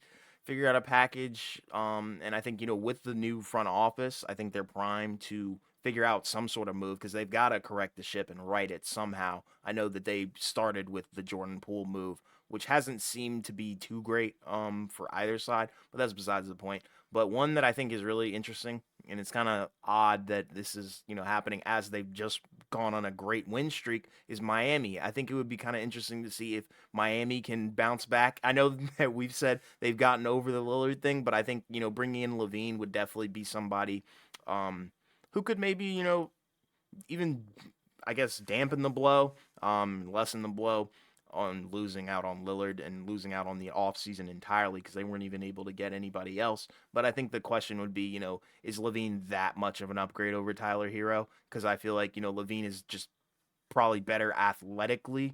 But shooting wise, I think Tyler Hero's probably on the same level, maybe even a little bit better of a shooter. Not sure what the stats are. But I think Miami would be interesting.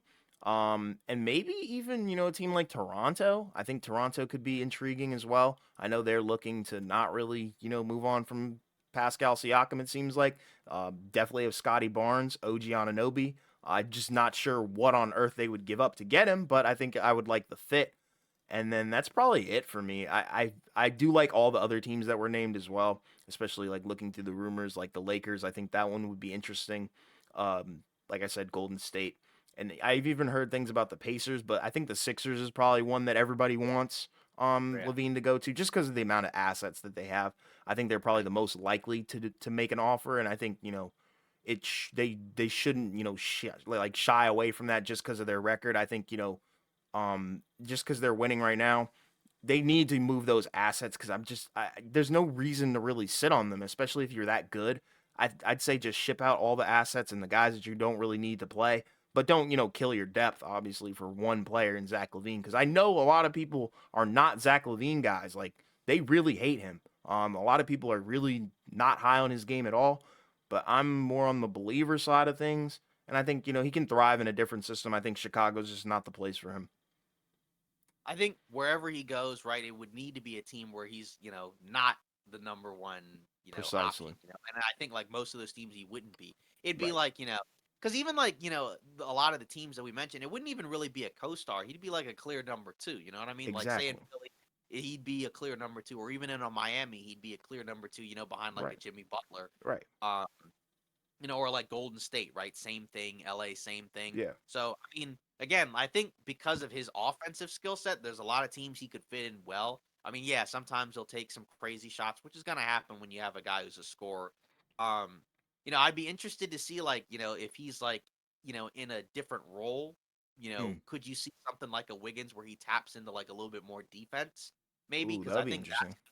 yeah, because if again he hasn't really shown it over the course of his career, and Mm. he's at a point where it's like he probably is what he is. But it would Right. be kind of an interesting development where if you could get like something like that, where like obviously where like you get more efficient shots, you get overall just better quality play and maybe some more defense. I think that's kind of where you would get a really good version. But like you said, I like a lot of those teams because I think he fits in pretty well. It's just again, I think where you may be concerned is the contract and the injury history. But if he's playing and he's healthy, I think he can be an impactful player. Because again, there was a time, when the Bulls were actually a decent team. And it's been a while, right? But again, at that before Lonzo got hurt, they were one of the top teams in the Eastern Conference, and the Eastern Conference wasn't as good at that point, but still, like, there was at least a proof of concept of like, hey, this guy can be on a winning team. You know what I Yeah. mean? So, Yeah. like, I think Agreed. he could help another team. I think it's just a matter of like which team does he go to? What does the other team give up? Do they give up a lot to get him, or is it kind of just like dumping stuff? Because say if Right. it's like Golden State, like you said, would it be Clay? Would it be Wiggins? Would it be Chris Paul? Like which one would it be? You know what I mean? Would Because it it's like, be, Kaminga? I yeah, feel you. I exactly. get it. Right. So, and then say like for LA, right? Like who are you giving up? It seems like with LA, like the main package, like seems like it would be like a D'Lo Rui, Oh, kind of easily. combo. But then wouldn't you Yeah, have to wait till like January because like they just got right. signed? So like I Yeah, don't know. yeah, exactly. You have to wait until like I think December, January, something like Yeah. that. Cause yeah, because like you said, they re-signed those guys, so you can't necessarily do it immediately, anyways. But I don't think a team would necessarily do it right now, because I think No. No. like what you said, even with a team like Philly, they're probably thinking like, yeah, we're 8-3 or whatever. We're towards the top of the East. Right. So let's kind of like see what we have before we ultimately decide to make the decision. Right. Because they could be because you never know. There could be a random scenario where like somebody else kind of comes up, in a trade rumor that maybe is, kind of like an equal to Lavine or maybe a little bit better, that's Yeah. on another team. And then you kind of just go in. Or maybe if you're the Sixers, maybe you're like, we don't need another star. I'm Right. not saying they don't, but I'm just saying like, for a lot of these teams, I think they're probably just going to need a little bit more time to figure out what they have But the before they ultimately. preliminary talks have definitely already started. I can tell you that right now. And that was kind of a thing where we thought, at last year's trade deadline, remember, there were like kind of talks about him potentially going elsewhere. I think it was the Knicks, right? But then they ultimately ended up not doing that. Yeah. Um, So we'll see. I mean, again, for the Bulls, we've already talked about it a million times where it's like, yeah, you kind of need to move on from this thing because it's just not going to work, right? Lonzo hasn't been healthy. And like, again, at this point, even if he was healthy, like, would this Bulls team be better than any of the teams at the top of the East at this point? Because it's a different Eastern Conference team now. You know what I mean? So, Yeah, and they're not um, deep either. Like it's not just the starters that are the problem. It's also, the bench as well in my opinion. yeah, so that's so ultimately that's what you got to figure out. I mean, again, like you said, Levine I think is definitely the best asset just because of his age. With the Mhm. combination of his talent, it's just the contract would be a concern. Whereas with DeRozan, like he's on a 1 year deal basically. So if you're trading for him, I would imagine you're trading for him with the intention of probably re-signing him because Mhm. I just think it would be a big gamble to kind of give up stuff for a guy to only play 1 year. But then it's like again, where does he fit? Because his game, I think, is a game where it might be a little bit more difficult to fit in. Although, again, it kind of fit in with the guys on the Bulls in the first year. We know he can pass pretty well. Obviously, he can score. Yeah. He's not a 3-point shooter. We already know that at this He point. had But, assist of the year so far. That was crazy. I couldn't exactly. believe it. Right, and that's my point when I'm like, yeah, he's a good playmaker, especially in the pick and roll. Yeah. We know he can, score from the mid range. He's just not a great 3-point shooter, and that's might be a little bit tougher, to fit in for some of these teams. But again, if you can't get Levine right and DeRozan's still kind of there, I mean, you might as well gamble if you have the ability to without completely like breaking up whatever assets you have. Right. I get what you're saying. And like I feel like there's a lot of teams that do have some guys that they're probably looking to get rid of. Like even a team like Indiana. It's just the problem is a lot of these teams that we're talking about are pretty good. Like, they're Yeah, not really teams that need or probably are wanting to look for change right now. But it would be interesting if like the Pacers offered up Buddy Hield and TJ McConnell because I think, the salaries would probably match up decently, and then they would also get younger as well because I think, Right. the Pacers are like one of the younger teams in the league. So, and a lot of guys on the Pacers don't even play too much, like Jerace Walker isn't playing. So there's a lot of guys on the Pacers that don't even play. So, and Buddy Hield doesn't play a whole lot. TJ McConnell barely plays as well. So I think it would be interesting if they can, get a package like that. But the problem is, are they really, really like, willing to consolidate, this Right. early, especially when they're winning? Yeah. Doubt it. Right. I feel like we have to look and be realistic and probably look at, a team that's probably losing, that has the potential to be good. Yeah. But I don't know who that would be. Like I said, I just feel like it would have to be somebody like the Raptors. I don't know, but Golden State, it's got to be a team that's struggling as of right Yeah. now. Because But we gotta. yeah. It's gonna be down the line, but it is just interesting to hear that the Bulls are thinking about getting rid of this thing.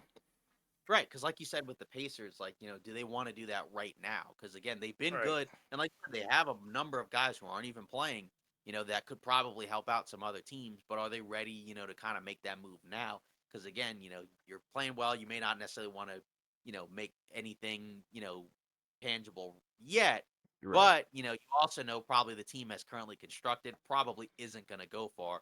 But again, there is sometimes a cost in terms of making a move too quickly. And that's, if you're the Pacers, that's where you got to be careful where, you make the wrong move and, it doesn't necessarily completely set you back forever, right? But it could put you in a weird spot where, Yeah. oops, you might have been able to do something else if you had avoided that. You know Yeah. what I mean? And it So, seems like this is just setting up Zach Levine to be pretty much the prized possession of the deadline at this point.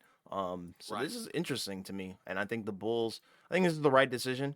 If you're if you're getting rid of Levine, and if there's talks of him leaving, and just requesting a trade or whatever, you probably just have to abandon ship on everything else because Lonzo doesn't help. Lonzo being out doesn't help. So I'm just not really sure what's gonna happen, but I do hope that they do make the right decision because that's all that really And, matters.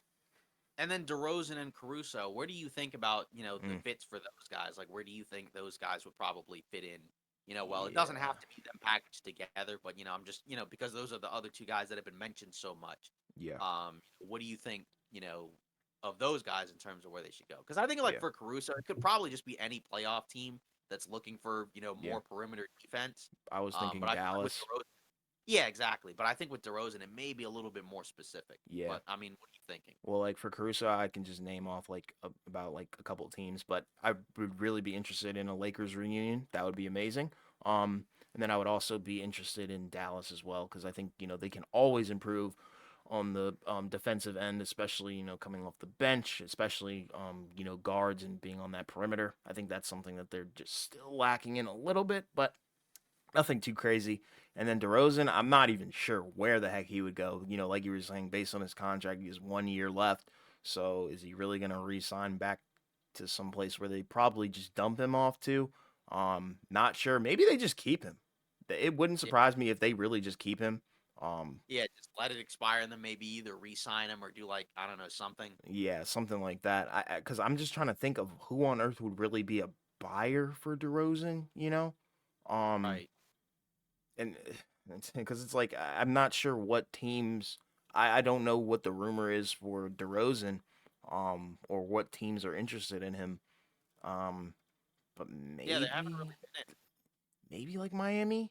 Like I don't know. I just really don't know because what would Miami give them that would become like on the Right. same level? That's what I'm having a hard time trying to figure out. And who's gonna be willing to pay DeRozan, especially as time progresses, he's only going to get older and older. So I'm not sure who's going to really commit to DeRozan long term, considering his game is kind of ancient at this point. Good, but ancient. Right. Yeah, because that's the thing. There haven't really been a whole lot of rumors, on him. I guess there's been like a couple, but not Hmm. even really. Like, I mean, Yeah, I think he again, like, stays. yeah, I think probably the most likely guys to get moved is probably either Caruso or Levine, just Yeah. because I feel like Caruso's contract is pretty small. So Hmm. like, there's probably a lot of teams where it's like, hey, they could give up like some type of draft compensation and maybe some other random contract. Right. And then for Levine, that may be a little bit more difficult because I'm sure the asking price is higher. but it might have to come down because I just don't know if a team is going to give up like a ton, at this point. It's not Maybe going to they be a will. crazy. It's not going to be a crazy package. I don't think. I think it's going to be players that are slumping, declining out of their prime, but are still Right. getting paid a hefty amount. But they just have to get rid of Levine because it's Yeah, not working. maybe like a pick or something, an expiring Right. contract. Kind of like Exactly. maybe kind of like what we saw with Harden, maybe. Something like that. But Yeah. regardless, yeah, I think it's probably Levine and Caruso that are the most likely. Like, Absolutely. I mean, again, like I feel like it's just probably like it's very difficult to move all three players, over the course of a season, just because again, you got to find, you know, 2 to 3, separate places for all of them. I mean, like, probably two of them could be packaged together, but what team is going to take both of those guys or Yeah. two guys? Right. Right. Maybe a team might take like Lavine and Caruso, where it's like, okay, we have a defensive guard and an offensive guard, but Mm-hmm. like DeRozan and Lavine, that's just I think too much money, Yeah, like too much whoa, salary to give and up. that's just taking the Chicago Bulls' entire Right. problems and then just taking them all. Like, I don't know, that would be just dumb. I think you just got to separate them. That's the problem. Get them off the same team, and it's not because like they hate each other or like they need to be like kept away from each other, but it's more so the fact that it just hasn't worked over the past few years. And I'm telling you, they were so much better with Lonzo because they could play downhill. Now they don't really play downhill. They're kind of just stuck in a rut, and that's not going to be winning basketball. They need to win in transition. Yeah, again, we'll see where this goes, but I feel like this is something that will probably take some time just because, again, I think teams want to see where they're at. We don't normally see trades like this early. Obviously, we did have the Harden one, but like just in general, like, stuff like this we don't normally see. It usually Yeah, takes a little bit of time because, again, it's not usually until, like you kind of said, December, January, where a lot of other contracts can be traded anyways. And that might be exactly. what some of these teams will have to do, where they free up some of these guys that, like, hey, we signed this guy, but it didn't work out, so we're going to move you Right. elsewhere, or whatever. Or we just gave you a contract so we could trade you. So, True. Good point. um, yeah, we'll see. But again, hopefully this ends sooner rather than later. Because again, Yeah. like it gets kind of tiresome to talk about the Bulls. I mean, again, we have to. We don't mind doing it, obviously, because we like talking about the NBA. But Yeah. it's just not a fun team to talk about. There's just not a whole lot of There's nothing positives. going on. It's Yeah. tough. So yeah. So I mean, now in terms of news and rumors, obviously, we kind of talked about it before, right? Where the Clippers, Daniel Tice, he got bought out by the Pacers, and he's going to join the Clippers, right? I'm, to be their backup center, I guess, with Mason Plumlee being out. This was something that we had heard in terms of rumors, and again, it makes sense. Again, I guess it's not tampering, but Yeah. regardless, um, we'll see. I'm assuming it'll help him out at least somewhat because again, it'll give you more size, and you can still go kind of small because he's like what 6'8", and he can probably help them. But again, like, is he going to be the answer to their problems? We'll see. But at the very least, I think he's like a decent backup big man to add to a team. I mean, yeah, it can take it from me. I'm a Wizards fan, so like I know what it's like when you don't have a backup big, and it is like it's just Yeah. not it. You're just gonna struggle night in, night out. So I think bringing in a center, whether he be undersized or not, you just got to bring in somebody extra to help, and I think it probably will help them defensively, but offensively, no shot. Yeah. I mean, yeah, like again, you just need a baseline level of size. There is such a Sure. thing where it's like just too small. Because again, we talked about it where like they're closing games with like either PJ Tucker at the 5 or they have literally nobody who's a 5, right? Like I think Right. against the Grizzlies they didn't have Tucker either, right? It was they're basically their starting 5. I think maybe like Westbrook or Harden was like I think it was Westbrook that was kind of like swapped with like I think maybe Powell, but Okay. regardless they didn't have a big out there at all. And Right. it's just like you're not going to be able to do that seriously against most teams, right? Like we talked about it with the Lakers last year, where they would run 3, 4, sometimes 5 guards, right? And Right. it's just like that's just not going to work against most NBA teams because there's just too much size in the NBA, right? It's one thing if you're doing it like maybe in college basketball or other levels or leagues or whatever, but not in the NBA. You got to at least have some size.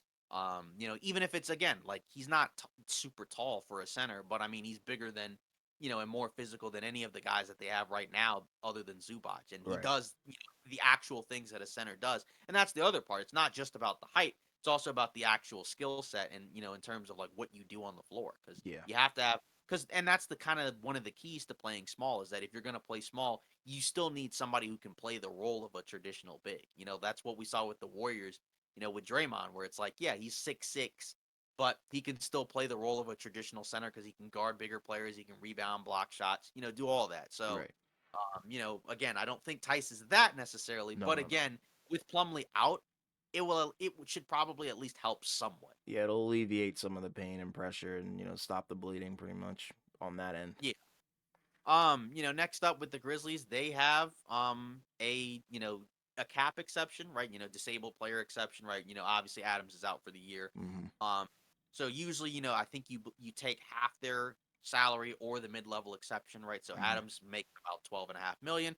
So they get 6 million to work with. So that means they can use that to, I guess, sign a player. But I Okay. mean, there's no one really to sign right now. You know what I mean? So Yeah. I mean, I think they could. Well, no, they can acquire a player in a trade, but again, it would be 6 million, and it's just like what player is out there that that makes 6 million Yeah. that would help out Memphis a lot. You know what I mean? Or Yeah. because I don't think there's anybody in free agency that'd be worth signing 6 million to. Otherwise, they'd already be on a roster. But Right. is there anybody or any type, some type of player, that it seems like Memphis would need? I mean, like they have Biombo as a big, but I think they just need some wings or something out there. Um, some of those guys are hurt, right? Like say like a Zaire Williams who was playing well for them, but I I think he's feel back like now. He's back. He might be yeah, back now.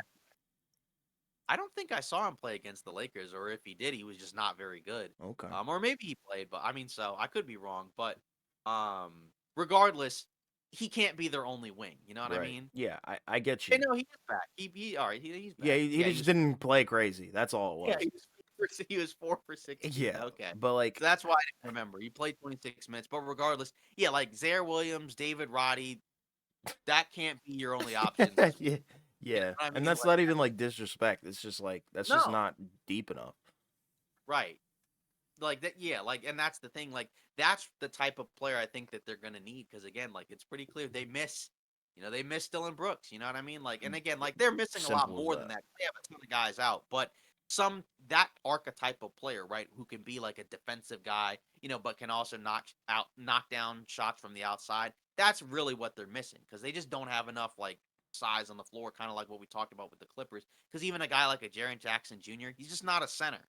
Like, Right. there are certain matchups where like it might be okay, but like again, for some teams it doesn't work. That's why they have a guy like a Steven Adams. That's why they went out and got Bismack Biyombo, because Right. again, he's just again he doesn't rebound that well enough to be a center, and they also use him because they put the other guy on one big, and then they have him guard the other team's worst offensive big, so that way he can just roam around, right? Kind of like what Exactly. the Lakers try to do at times with AD when they have another center out there. So I mean, yeah, that's probably what they should target. I just don't know who's out there for them right now, Yeah, because again, there's we the talked about slim maybe, pickings, bro.